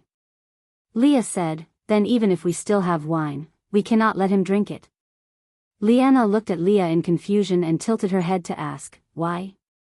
Leah recalled his crazy actions this winter and could not help but shake his head with a bitter smile. Drinking wine will cause him to lose control of his mind for a period of time and he will not even know what he has done. If Nelson starts to act crazily after drinking wine, no one in your family can control him. It's fine if it's just once or twice, but for an entire winter, I suspect that before winter ends, all the other males in your family will be dead. So serious? Leanna stared at Leah with her beautiful eyes wide open. Leah nodded and said, "If not, why am I the one drinking wine in our family and not Elvis?" "That's right, all the resources in the family should be enjoyed by the first partner after the females. If not for this side effect, Elvis should be the one who becomes beautiful after drinking wine." Thinking about this, Leanna believed Lee's words completely and nodded in agreement, saying, "That's true, we cannot let Nelson drink it. The other males in our family cannot defeat him." Leanna twitched her lips and did not continue asking Gu Mengmeng about the wine. Obviously, other than Nelson, the other males in their family were not enough for her to ask for anything from the messenger of the beast deity. Gu Mengmeng was a little confused and asked, "You want the wine just for Nelson? Have you never thought of drinking it yourself?" "Drinking it myself?" Leanna looked at Gu Mengmeng in confusion and asked, "Why would a female like me want to become beautiful?" Gu Mengmeng was speechless from the question and only felt that she was a little square. Wasn't it natural for women to love beauty? Didn't they not regret it even if they died for beauty? What did she mean by, "Why would a female like me want to become beautiful?" Leanna looked at Gu Mengmeng's strange gaze and laughed awkwardly, saying, "Actually, I feel that our Nelson is quite good. He is strong and loyal. We have 2 sons now and we are already very happy. But he always feels that he is not good-looking enough and feels inferior, so I want to ask the messenger for some wine to make him good-looking so that he will not feel inferior." Males would feel inferior because they were not good-looking enough? How ugly would that be? Gu Mengmeng thought for a long time, but she could not remember how Leanna's lion looked like, so she just gave up. She would know when Elvis and the rest returned from their hunt later on. But, Gu Mengmeng smiled and looked at Leanna, asking, Do you mind his inferiority?" Leanna nodded and said, "Didn't I get a fire fox at the beauty pageant last year? Ever since we had that fox, our Nelson had been acting strangely. He often sighed and said that he wasn't good-looking enough. He was worried that I wouldn't like him in the future. In order to not let his imagination run wild, I only mated with him this entire winter in order to give birth to a litter of cubs for him. I originally thought that he wouldn't feel inferior anymore, but he actually asked me if I didn't owe him anything after I gave birth to the child, and if I would never love him again. Question.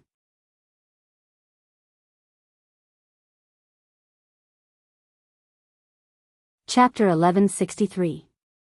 Leanna looked at Gu Mengmeng speechlessly, like a lost young girl waiting for her spiritual mentor to answer her questions, completely at a loss of what to do. Gu Mengmeng chuckled. The beast world and the ancient times were simply swapped versions of men and women. Palace scheming was all acted out by the males.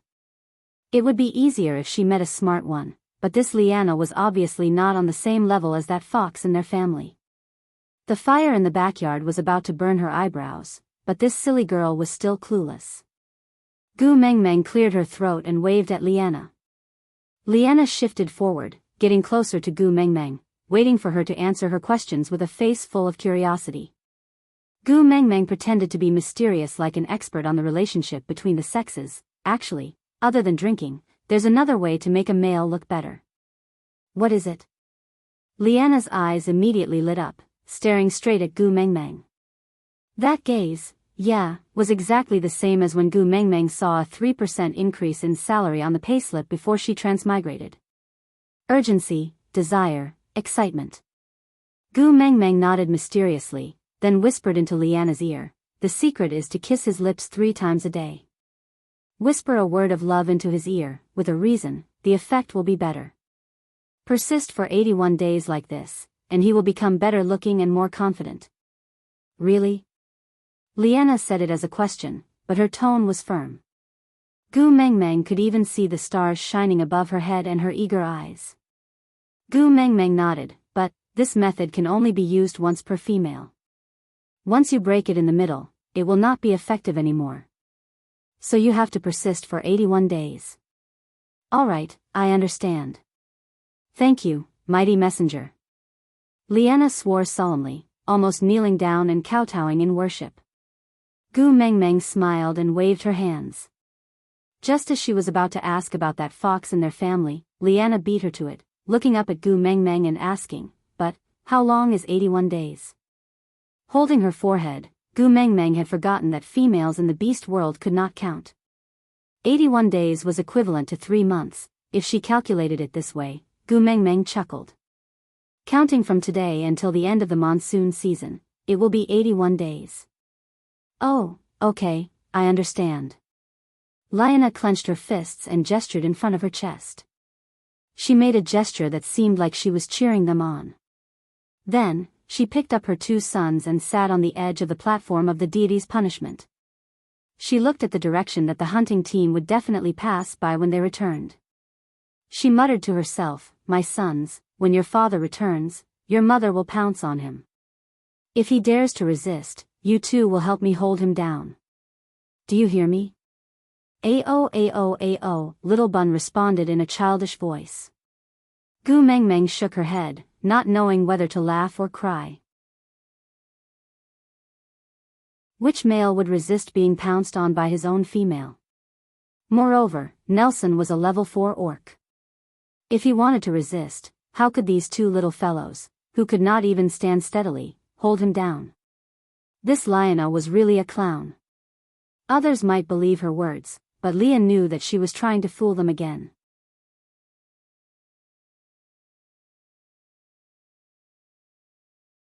Chapter 1164.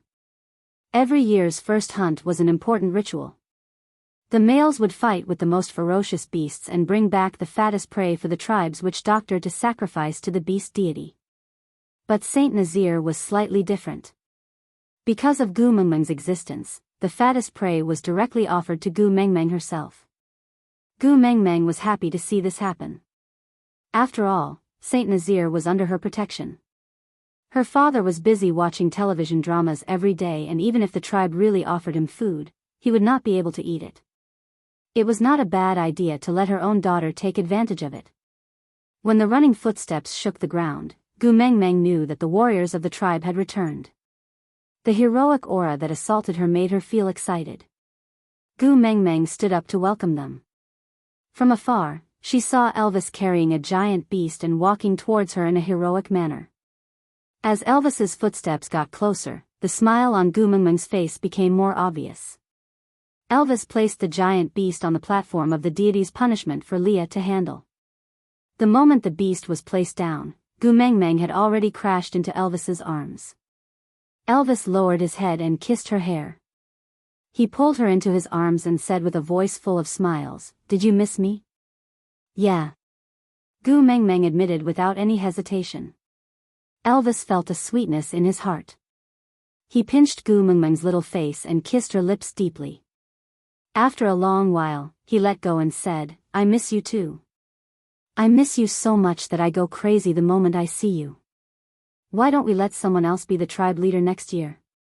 Then I won't have to lead the tribe to hunt and stay by your side." Gu Mengmeng chuckled and bit Elvis's chin, saying, "Fatuous ruler. I will be whatever you say." Elvis's indulgence towards Gu Mengmeng had no bottom line. As long as she was happy, he would do anything. Gu Mengmeng lightly hammered Elvis's chest and said, "Let's get down to business first. Announce this year's #1 warrior." Elvis nodded and carried Gu Mengmeng in his arms. Although winter had ended, it was still cold. He was unwilling to let Gu Mengmeng stand on the ground, afraid that she would catch a cold. Moreover, he missed her so much that he was going crazy after not seeing her for half a day. Taking a deep breath, Elvis took 2 steps forward and said, "Based on the results of the first hunt, I announce that this year's #1 warrior of the tribe is Nelson." Roar! All the beasts cheered. Obviously, Narson deserved the title. Before the roar could finish, it came to an abrupt halt.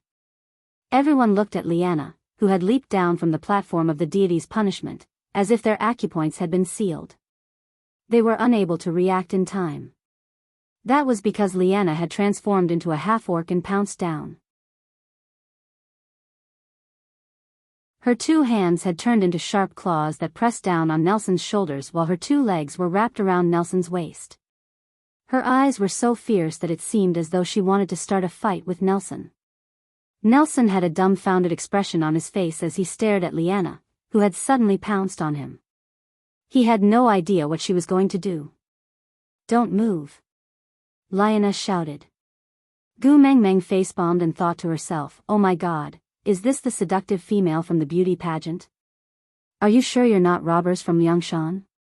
Why did she have a feeling that Liana's next sentence would be, young master is so handsome, why don't you be my husband? The feeling of.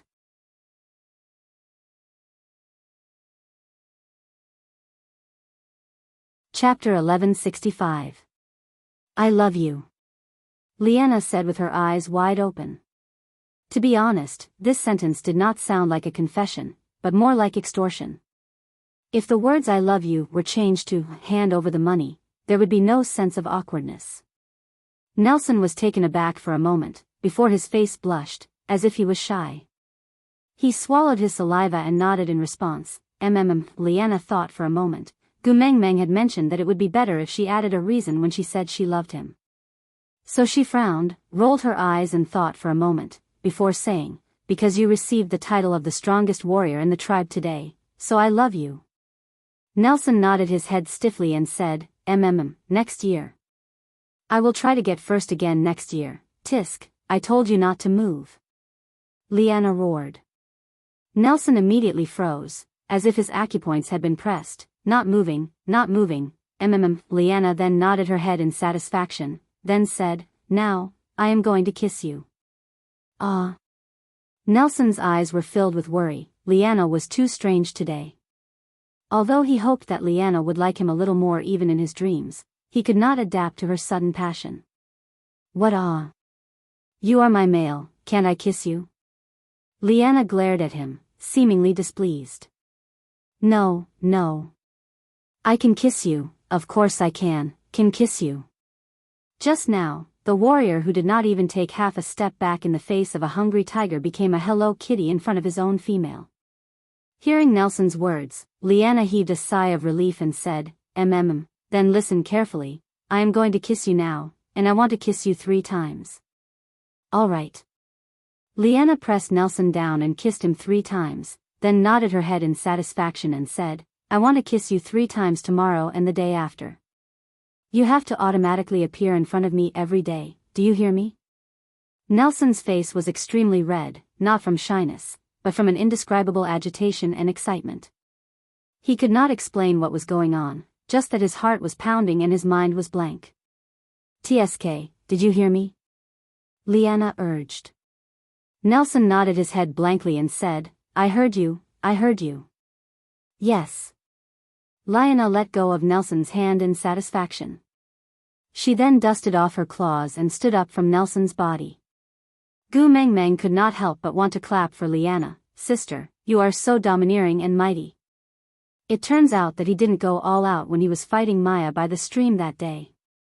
The barbaric version of My Barbarian Girlfriend. TSK, Dodo. Selanghe Lia placed one arm on Elvis's shoulder and played with Gu Mengmeng's fingers with the other. He looked at the crowd casually and whispered into Gu Mengmeng's ear, should we take this chance to knock him down a peg? Gu Mengmeng followed Li's gaze and looked down. Among the orcs, there was a male with fiery red hair who was staring coldly at Liana and Nelson. She chuckled and raised her voice, saying, warriors, you don't have to be so envious. As long as you work hard to improve your strength and display your best side in front of the female, I believe that the one you admire will definitely be able to see it. But there is one thing I need to make clear. That is, in the Saint Nazir tribe, I will definitely not allow anyone to frame the first partner and shake the unity of the tribe. Once I find out that someone has any thoughts that he should not have or coveted a position that he should not have, I will not let him off easily, understand? Aside from the topic, Gu Mengmeng did not interfere in this matter because it was someone else's business. The importance of the first partner's authority had been mentioned previously when Leah and Elvis were putting on an act to deceive Cole. Once another partner used the female's love to overthrow the first partner, countless others would follow suit, especially in a messenger tribe like Saint Nazir. If such a thing happened, it would definitely have a butterfly effect on the beast world, so Gu Mengmeng had to interfere.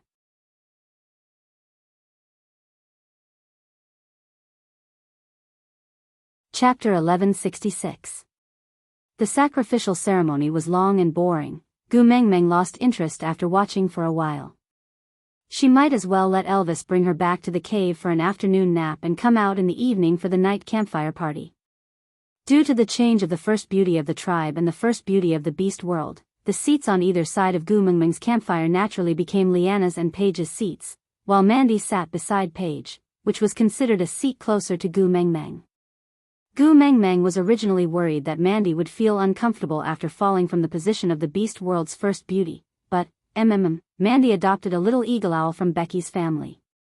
She said that as long as the little guy successfully evolved, even if it was only a half-orc, she would mate with it. If the evolution failed, then it would stay by her side as a pet beast. Hence, Gu Mengmeng's heart was in a mess and she felt like she was square. In the future, he might not be able to look Mandy in the eye. Child foster husband. What a perverted and weird auntie. You don't have to be so surprised. Leo waved his tail and tore off a piece of freshly roasted meat, sending it to Gu Mengmeng's mouth. If it wasn't for you protecting them so tightly, Heda and his brothers would have been snatched away to be reared the moment they appeared. Gu Mengmeng stared at Leah in disbelief with her beautiful eyes, then at Elvis. Elvis shrugged and said, "The females among the stray beasts do not receive such treatment. Heda and his brothers are the first batch of cubs in Saint Nazaire." In other words, he didn't know the market rate either. Leah chuckled.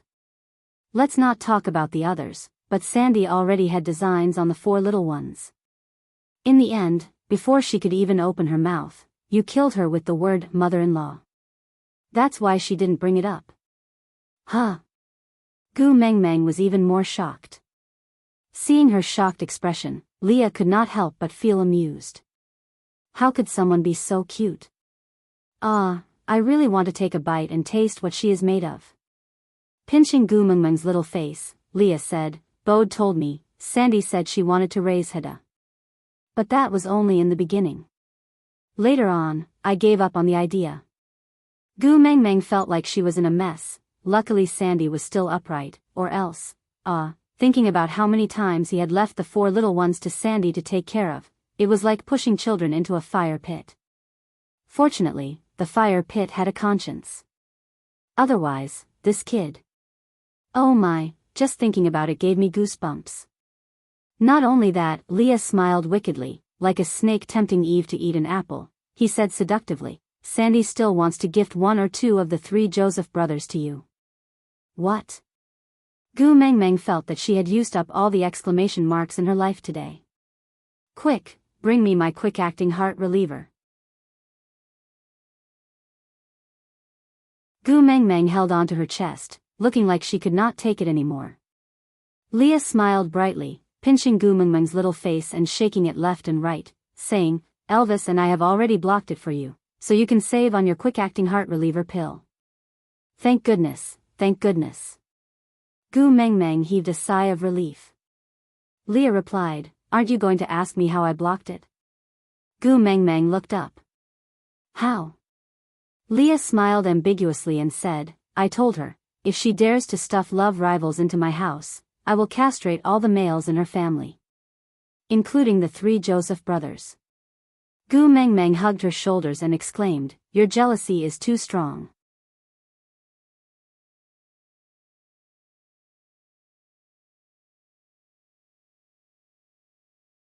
Chapter 1167. Gu Mengmeng hugged Lee's neck and kissed him, saying, "I don't blame you, you care about me, why would I blame you? But can you be gentler in the future? Sandy is timid, don't scare her." "She's timid?" "Ha." Leah laughed coldly, saying, "I think she has a lot of guts. Other than Sandy, there's probably no one else in the beast world who dares to force her way in to fight for the love of Elvis and me." Gu Mengmeng chuckled, thinking about it, other than Sandy, no one else would dare to be so brazen in front of Elvis and Leah. "Ha, I remember, she scolded you and Elvis before." Gu Mengmeng chuckled. Lee's eyes drooped, saying, "Yeah, only 2 people have scolded me like this in my life. One is you, the other is her. You scolded me, I admit defeat, who asked me to like you. But she scolded me, after scolding me, I still have to thank her gratefully, TSK, why do I feel so cheap?" Gu Mengmeng knew that Leah was referring to the time before they became partners, when she did not allow him to return to the cave. Sandy knew that Gu Mengmeng was in a bad mood, so she came to visit her, then saw Leah lying on a tree at the edge of the territory, scolded him, and finally said, "You deserve it," then after entering the cave, put in all sorts of good words for Elvis and Leah in front of her. Elvis tightened his grip on Gu Mengmeng, then looked at Leah and said, "You were only scolded. I was pointed at my nose and scolded, She even flashed her claws in front of me. I've never been so useless in my life, being suppressed by a female until I was helpless." Gu Mengmeng was stunned for 2 seconds, then she remembered that Elvis and Leah were not talking about the same thing. He should be talking about the time Cole cast a bewitching spell on Sandy, causing her to be confused and treat Cole as her partner, thinking that Elvis was covering up for Cole, so she pointed at his nose and scolded him. Sandy was tricked by Cole that time, it wasn't intentional. Moreover, she did it to protect me. Hubby, don't hold a grudge. Elvis lowered his head and kissed Gu Mengmeng's little face. I endured it because I knew she was protecting you. Otherwise, I would have cut out her gallbladder and given it to you to go with your wine. Eh. Gu Mengmeng gave a look of disdain. Elvis squeezed Gu Mengmeng's little hand and said, "Wolves are very vengeful animals. So, if one day she doesn't matter to you anymore, remember to tell me. I have to get back at her." Gu Mengmeng smiled and hugged Elvis's waist. She placed her little face on Elvis's chest, feeling extremely blissful. She understood Elvis's words. Elvis was saying, "Sandy is someone you care about, so no matter what she does, I will endure it. Love me, love my dog." That was probably it. But thinking about Sandy, that little bear bun, who was usually so cowardly, actually dared to show his claws in front of Elvis and Cole that time, it was as if he had to risk his entire family's lives to avenge her. Silly girl, how could Gu Mengmeng not care about such a best friend? The atmosphere was just right. An eagle owl flew over at a low altitude and stopped in front of Gu Mengmeng. He bowed and said, "Great messenger, the monkey from the previous time is here again." Monkey? Gu Mengmeng was stunned for a moment, unable to recall who it was. But Leah held on to Gu Mengmeng's little hand and smiled. "Let him in, I want to see what kind of answer he has prepared." Aside from the topic.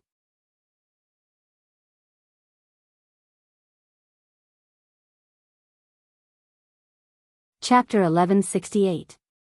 The eagle owl glanced at Gu Mengmeng. Seeing that Gu Mengmeng did not object, he then spread his wings and flew off. Not long after, the eagle owl brought Joshua back. Gu Mengmeng then remembered that this was Frank's witch doctor, a first-level orc from the ape tribe, who wanted to join the tribe before winter. Gu Mengmeng remembered that Leah had patted something on his shoulder and said that if he could find all the ingredients, he would allow him to join Saint Nazir as a witch doctor.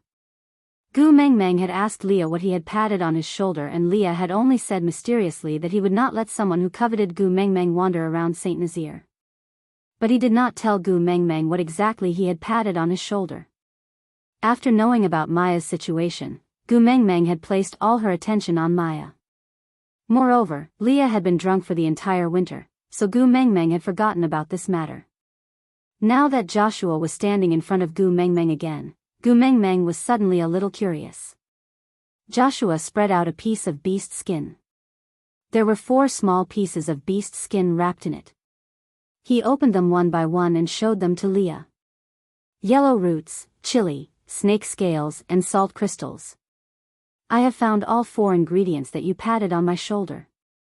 Leah held his cheek and pinched the item that Joshua presented with his index finger. He smiled nonchalantly. This item is only half correct. Impossible. Joshua said with certainty. Mighty Leah, you are the favored son of the deity. You cannot deny it. Leah chuckled in an evil and arrogant manner. If I deny it, what can you do to me? Joshua clenched his fists tightly and could not say a word. He was just a first-level orc, what could he do to him? Back then, when he and Elvis fought for territory alone, even Franks could not stop them and allowed them to tear off a large piece of the tribe's territory. Now, not only had Leah leveled up to a 4th level orc, he was also the male of the messenger of the beast deity. What could an orc like him, who was stuck at the 1st level, do to him? There was nothing he could do, Leah swayed his tail and continued. But, my Meng Meng still cherishes this face of mine, so I have to be careful when I throw it. Joshua lifted his head and looked at Leah with an urgent gaze. Leah picked up the pepper and said, although the quality is not as good as the ones I picked, at least the species is correct. So I'll give you a pass for these two. With that, he used his finger to pick up the salt crystal and chuckled. This salt crystal, you stole it from the salt lake in St. Nazir, didn't you? Joshua lowered his head in embarrassment. The Beast World Lord took things by force, strength was everything. If it was a robbery, then it was justified. But stealing was a very dishonorable thing to do. But the truth was, this piece of salt crystal was indeed stolen by him when the people of St. Nazir were busy preparing food for the winter. Joshua nodded with much difficulty. Yes. Leah smiled as he placed the salt crystals down, then said, I did pat salt on your shoulder, but it's not lake salt, it's sea salt ground from sea salt crystals. You represented Frankston to collect water, so you should know that St. Nazir once had a mermaid, right? Because of that fish, the well had almost been destroyed. As a witch doctor, Joshua was naturally aware of it.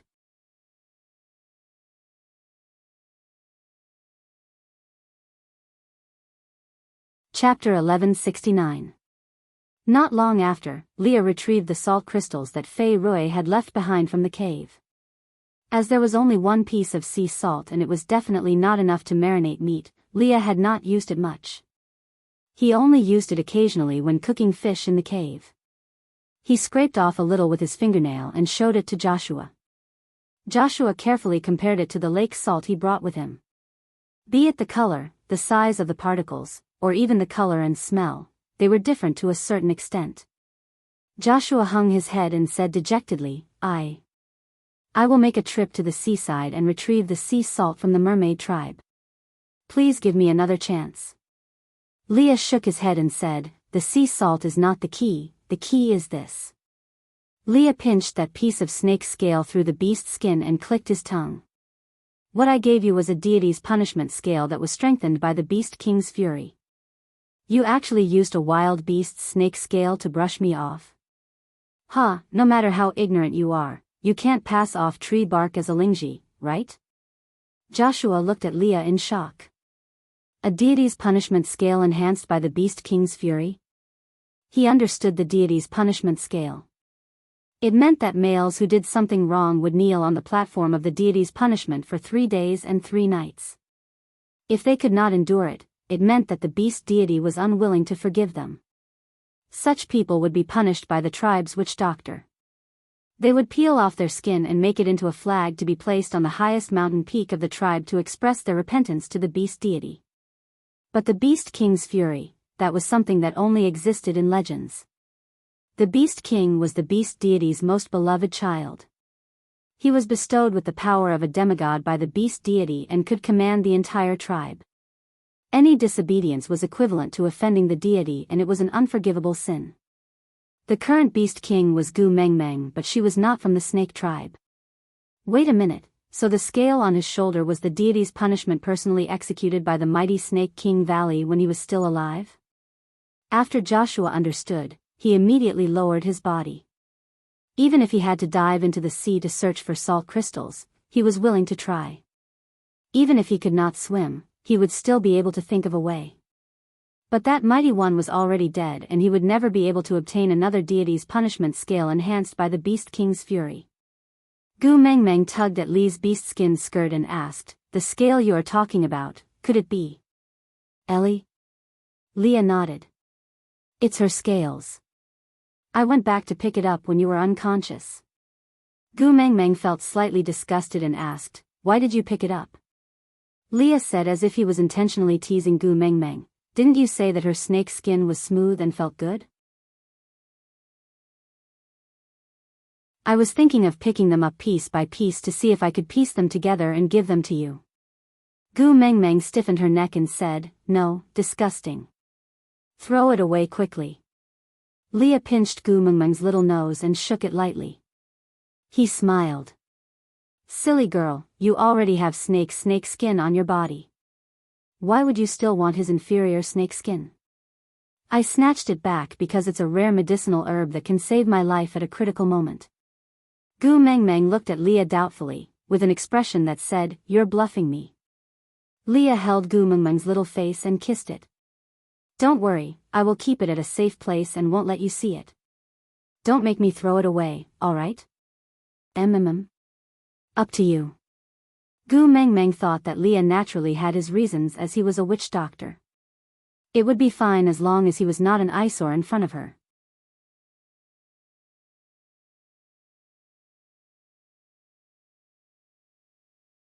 Chapter 1170. Leah glanced sideways with a, "You haven't left yet?" He looked at Joshua and paused for 2 seconds. Then, he suddenly smiled.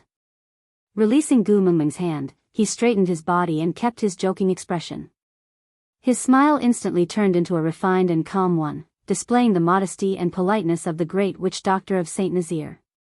He asked, "Tell me, what kind of sacred item is it that has the same value as the deity's punishment scale that is strengthened by the Beast King's fury?" Joshua wanted to look straight at Leah, but Lee's aura was too strong and the pressure was too heavy. He could not even hold on for a second before he gave up. He lowered his head, clenched his fist and frowned. "The heart of the desert." The moment he said those 4 words, Joshua could clearly feel the change in the atmosphere around him. And this change originated from the 3 people in front of him. Gu Mengmeng and Leah exchanged glances and the corners of their lips curled up in a mocking smile. Lee's prediction was really accurate. Cole had indeed used an entire winter to set up a trap. But he clearly knew that Gu Mengmeng already knew Maya's identity, so the information he told Maya was most likely a smokescreen. But given Lee's personality, he would definitely have thought of the same thing, so it was highly possible that he did the exact opposite. But he still sent the second option outside of Moda Mountains, a game between 2 foxes. Resting her chin on her palm, Gu Mengmeng finally looked straight at Joshua. A faint smile hung on her lips but did not reach her eyes. Gu Mengmeng said softly, "I once promised that the person who found the 7 treasures could fulfill any wish. You already have the heart of the desert, isn't it a little too wasteful to exchange it for a spot to enter Saint Nazir?" Just hearing Gu Mengmeng's voice made Joshua's heart beat extremely fast. All the blood in his body surged and his palms were covered in sweat. Pinching his fingers, Joshua said, "I don't have the heart of the desert, I only have news about it. So I don't dare to ask for a wish. As long as I can use it to replace the scale in Sir Lee's question, I will be satisfied." Gu Mengmeng's lips twitched. "You are not greedy." Gu Mengmeng glanced sideways at Leah and asked with a smile, "You were the one who came up with the question, you decide, can we change it?" Leah hooked his arm around Gu Mengmeng's arm naughtily and rested his chin on Gu Mengmeng's smooth shoulder. "How would I have any ideas in front of you? Isn't it just whatever you say?" Gu Mengmeng smiled lazily. She poked Lee's brows and pushed him away from her shoulder. Then, she wrapped her arms around Elvis's neck and gestured for him to leave. Elvis carried Gu Mengmeng and stood up, giving Oriton and Berit a look. The 2 of them nodded in tacit understanding and stayed behind to host the night campfire party, while Elvis and Leah brought Gu Mengmeng away. When they passed by Joshua, Gu Mengmeng said softly, "Let's talk somewhere else." "Yes." Joshua didn't dare to raise his head. He felt like his heart was beating too fast. The person he had been dreaming about was just inches away from him, but he didn't even have the courage to lift his head to look at her. He could only follow her silently. "We're not going back to the cave, we're going to Lee's place."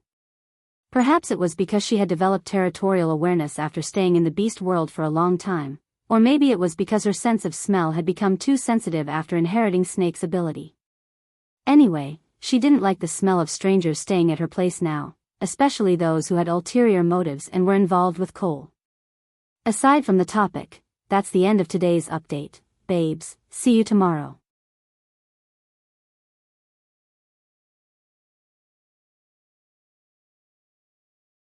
Chapter 1171. Leah and Elvis didn't have any objections. After all, Lee's place used to be used for meetings. It was just that after Gu Mengmeng appeared, they had gotten used to surrounding her and never returned. However, Lee's place was rather special.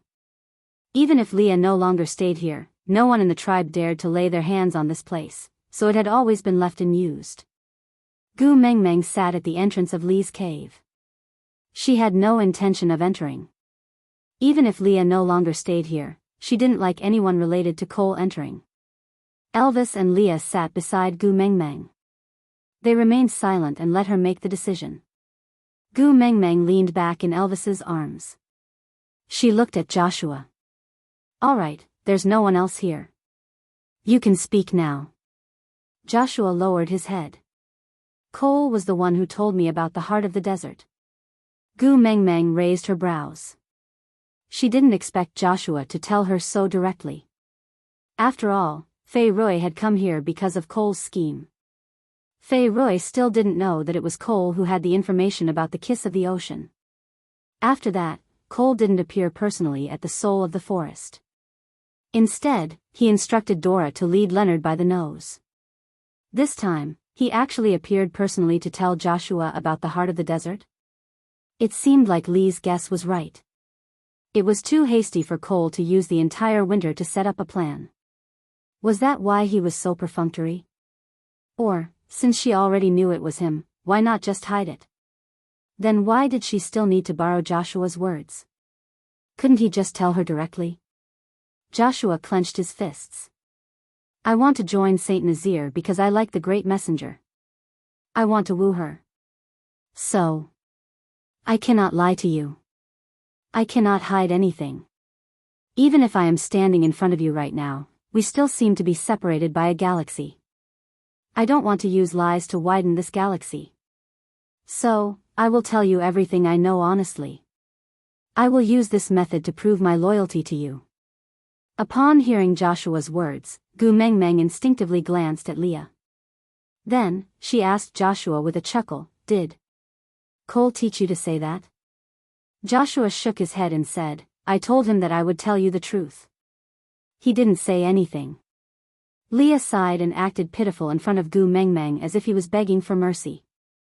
"I know I was wrong to hide many things from you in the past, but it has already been more than 2 years and you still want to bring up the past?" Gu Mengmeng raised her head and said, "Why? You can't flip it?" Leah tapped Gu Mengmeng's little nose helplessly and indulgently. Yes, you are my little princess. How can I reject anything you want?" Gu Mengmeng chuckled and ignored Lee's flirting. She looked at Joshua and said, "All right, I got it. Go on. How much do you know about the heart of the desert? Or rather, how much did Cole tell you?"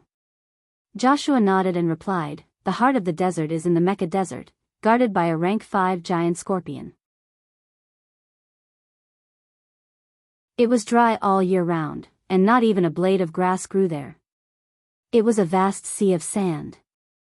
Without someone familiar with the terrain to lead the way, it was basically impossible to get out after entering. So,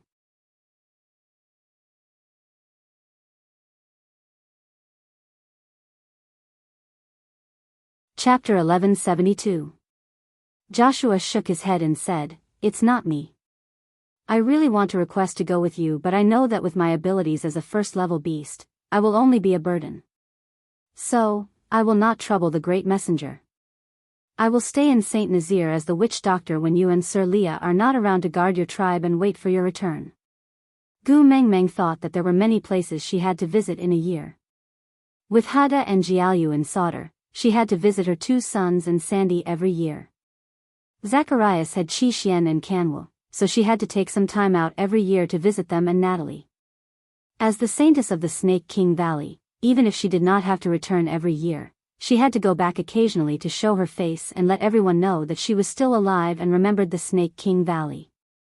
This was to deter people from sneaking into the Snake King Valley during the winter to plot against them. Therefore, based on this calculation, there was not much time that she could stay in Saint Nazir in a year.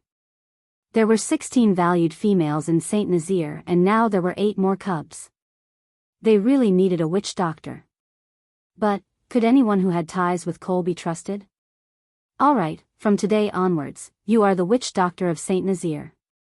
Leah hugged Gu Mengmeng's shoulders and agreed readily. Leah. Gu Mengmeng frowned. She did not blame him for making the decision on his own, but she did not trust the person Cole had sent over. Leah hooked Gu Mengmeng's little chin and smiled as if he was asking for her affection. With someone holding the title of Saint Nazaire's witch doctor, I can be free and focus on taking care of you. Isn't that good? My queen. But Gu Mengmeng's heart itched. She could never be immune to Li's teasing. Leah pecked her lips lightly and said, "This fellow wants to cross the Milky Way to come to your side. He will not do something so foolish as to drown himself halfway. If he really does it, don't worry, Elvis and I have ways to make him beg for death." Gu Mengmeng thought to herself, if Cole really made use of Joshua to bring disaster to Saint Nazaire, not to mention torturing Joshua, even torturing Cole would be useless. As if he had seen through Gu Mengmeng's thoughts, Leah gently bit her left earlobe and said, "In the past, in order to compete with Cole, I placed great importance on Saint Nazaire. Because of this, I almost lost you. But now, Saint Nazaire is nothing in my eyes. Do you think Cole still has the interest to destroy a tribe that I don't even care about?" Gu Mengmeng thought about it. If there was no goalkeeper, would there still be the desire to shoot? He chuckled and said, "I understand. I'll listen to you." "Good girl," Leah praised Gu Mengmeng's forehead, before whispering into her ear, "From today onwards, I'm no longer the witch doctor of Saint Nazaire, but the ninth highness who belongs to you alone." Leah nodded. Gu Mengmeng chuckled. She wrapped her arms around Li's neck and kissed his face. "Long live your highness." The two of them looked at each other and smiled. Leah said, "So sensible." Gu Mengmeng poked Li's chest before returning to her original position. She kept her playful smile and looked back at Joshua. "Witch doctor, can you tell me now? Who is the person who can lead the way?"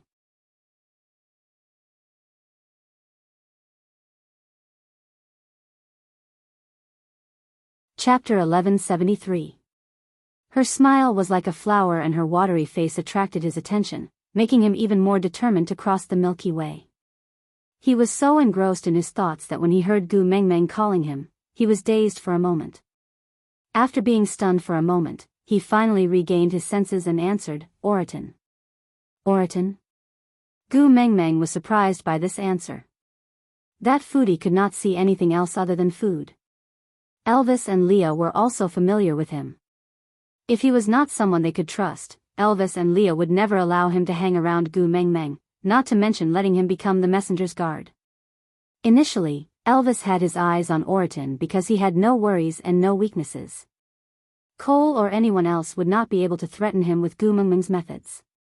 If Cole could pull Oriton over to his side, unless Cole was good at cooking and could cook better food than Leah. But this possibility was almost zero, because Gu Mengmeng clearly knew that Cole still maintained his habit of eating raw meat to prevent the wildness in him from degenerating. He did not cook at all. Could it be a plan to sow discord between them? Was he trying to plot against everyone around Gu Mengmeng until they were all disloyal? Gu Mengmeng squinted her eyes, as if she was scrutinizing Joshua. Joshua clenched his fists and continued, "There's a Fedatan city in the Mecca desert. The city master there, Bayan, is the guardian of the heart of the desert. And Oriton was born in that Fedatan city." "Cole told you all these too?" Gu Mengmeng asked. Joshua nodded his head honestly, not daring to hide anything. "Is there anything else?" Gu Mengmeng asked nonchalantly. Joshua shook his head and said, "He only told me this much." Gu Mengmeng stretched lazily, then leaned into Elvis's arms and said, "You should be very familiar with the territory of Saint Nazaire. Find a place to settle down." "Yes, thank you, great messenger, for fulfilling my wish." The paper bag secretly heaved a sigh of relief. He finally got closer to Gu Mengmeng. Even if it was just a little bit closer, it was enough to comfort him. Elvis carried Gu Mengmeng and left. Leah swayed his tail and said to Joshua, "Then, I'll have to trouble the witch doctor for the tribe in the future." Yes. Joshua was very respectful towards Leah. One reason was because he was Gu Mengmeng's most favored partner. If he wanted to become Gu Mengmeng's partner in the future, it would not be wrong to build a good relationship with this Sir Leah. Secondly, Leah did have outstanding knowledge and abilities in the field of witch doctors. As a witch doctor as well, Joshua naturally respected him. Leah could not be bothered to stand on ceremony with Joshua. He wagged his tail and chased after Gu Mengmeng seductively. They chatted and laughed as they returned to their cave. After returning to the cave, Gu Mengmeng looked at Elvis and asked, "Hubby, you have been silent the entire way, what's wrong? Is there something on your mind?" Elvis frowned and nodded. Then, he looked at Leah with a deep gaze. Gu Mengmeng chuckled. "Why? He's been acting like a drunkard for the whole winter. Are you not used to it when he suddenly stops?"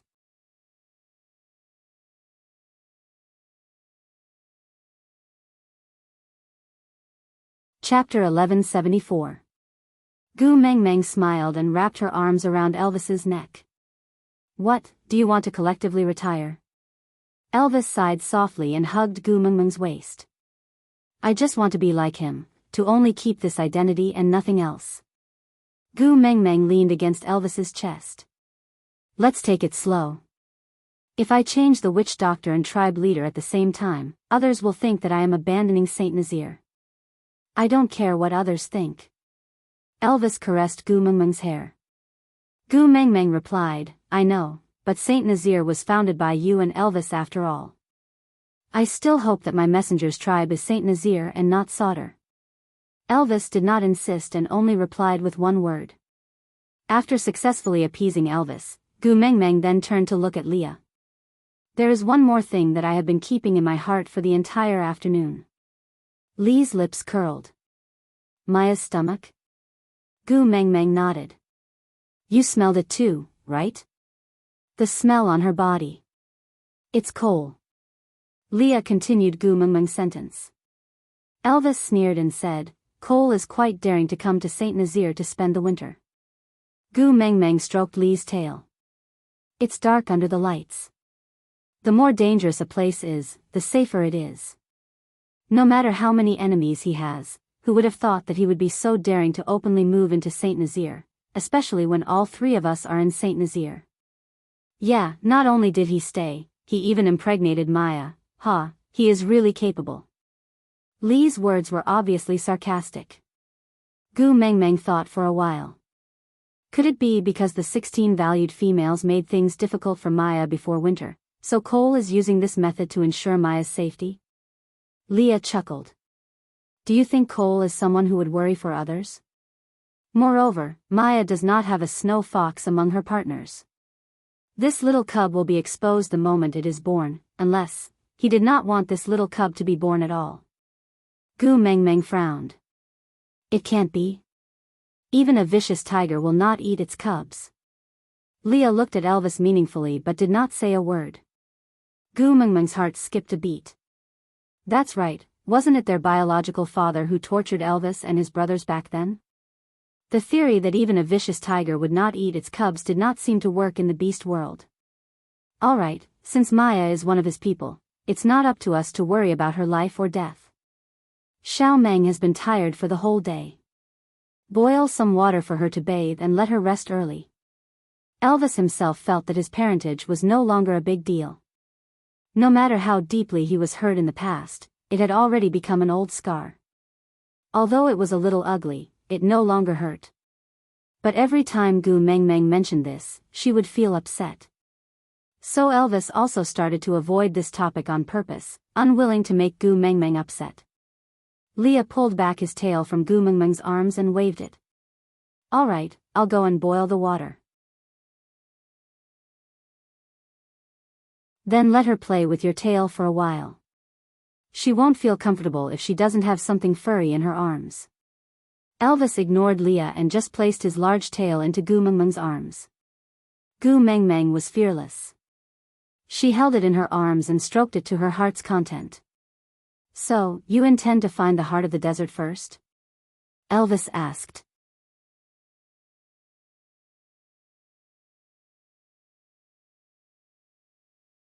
Chapter 1175. I have no objections, I will listen to you. Gu Mengmeng chuckled in Elvis's arms. "We definitely cannot bring little shit along when we go to the Mecca desert, huh? I don't know how he is going to mess with me." Elvis played with Gu Mengmeng's little hand. "Why don't I fight with him the moment he arrives? We can leave after he is satisfied. Then he won't mess around anymore." Gu Mengmeng shook her head. "I don't think so. Based on Wabiai's ability to take a beating, only Elvis could give him a good thrashing. Even the current Gu Mengmeng would find it difficult to make Wabiai fight with all his might because of the difference in their physiques, not to mention Elvis, who was just a little wolf in his eyes." The next morning, Oriton carried his hunted prey over to share a meal. After enduring for an entire winter, he was already craving for food. If not for the fact that he had eaten quite a lot of roasted meat at the night campfire party, he would have charged into Elvis's cave and kidnapped Gu Mengmeng to force Leah to cook for him. Leah took the ingredients Oriton brought over and started preparing to cook. Meanwhile, Gu Mengmeng called Oriton, who was circling the pot, over. Based on the premise that Leah would definitely cut off his meals if Gu Mengmeng did not agree and that he could not defeat Gu Mengmeng's family of 3, Oriton obediently sat diagonally across from Gu Mengmeng with a poker face. His eyes were constantly attracted by the huge stone pot beside Lee's hand, but he tried his best to sit upright and expressionless. "How much do you know about the Mecca desert?" Gu Mengmeng went straight to the point. Oriton was clearly taken aback. His face was expressionless and he did not even frown. However, Gu Mengmeng noticed that his pupils dilated in that instant. After pausing for about 5 seconds, Oriton finally replied. "I was born there and am quite familiar with it." "What about Bayan? Do you know him?" Gu Mengmeng continued asking. Oriton nodded. After thinking for a while, he shook his head. "Everyone in the Mecca desert knows about Bayan, but no one has seen him before. He is more like a legendary character." "What do you mean?" Gu Mengmeng pressed. Oriton glanced at Lee's pot. The meat had just been placed in the pot and would need some time before it could be eaten. This period of time should be sufficient for him to tell Gu Mengmeng stories. With that thought, Oriton retracted his gaze from Lee's pot and focused on Gu Mengmeng. He said, "Bayan was one of the partners of the previous messenger of the beast deity, but for some unknown reason, he was abandoned and became a stray beast. This was something that happened more than 1,000 years ago. It was said that he was still alive, but no one had seen him. Just like Snake in the past, he was not in the beast world, but everyone in the beast world knew about him." Wang Xiaoxin's partner? Gu Mengmeng instinctively said the name of the previous messenger of the beast deity. The main thing was that they came from the same era and knew each other very well. She and Wang Xiaoxin might have even passed each other on the streets before. She really could not do things like the people in the beast world and respectfully greet the messenger of the beast deity, or even worship something like 300 poems of the Tang dynasty. You're tuning into the Dreamy Love Stories YouTube channel. Don't forget to subscribe and join us on this journey to catch the most captivating stories.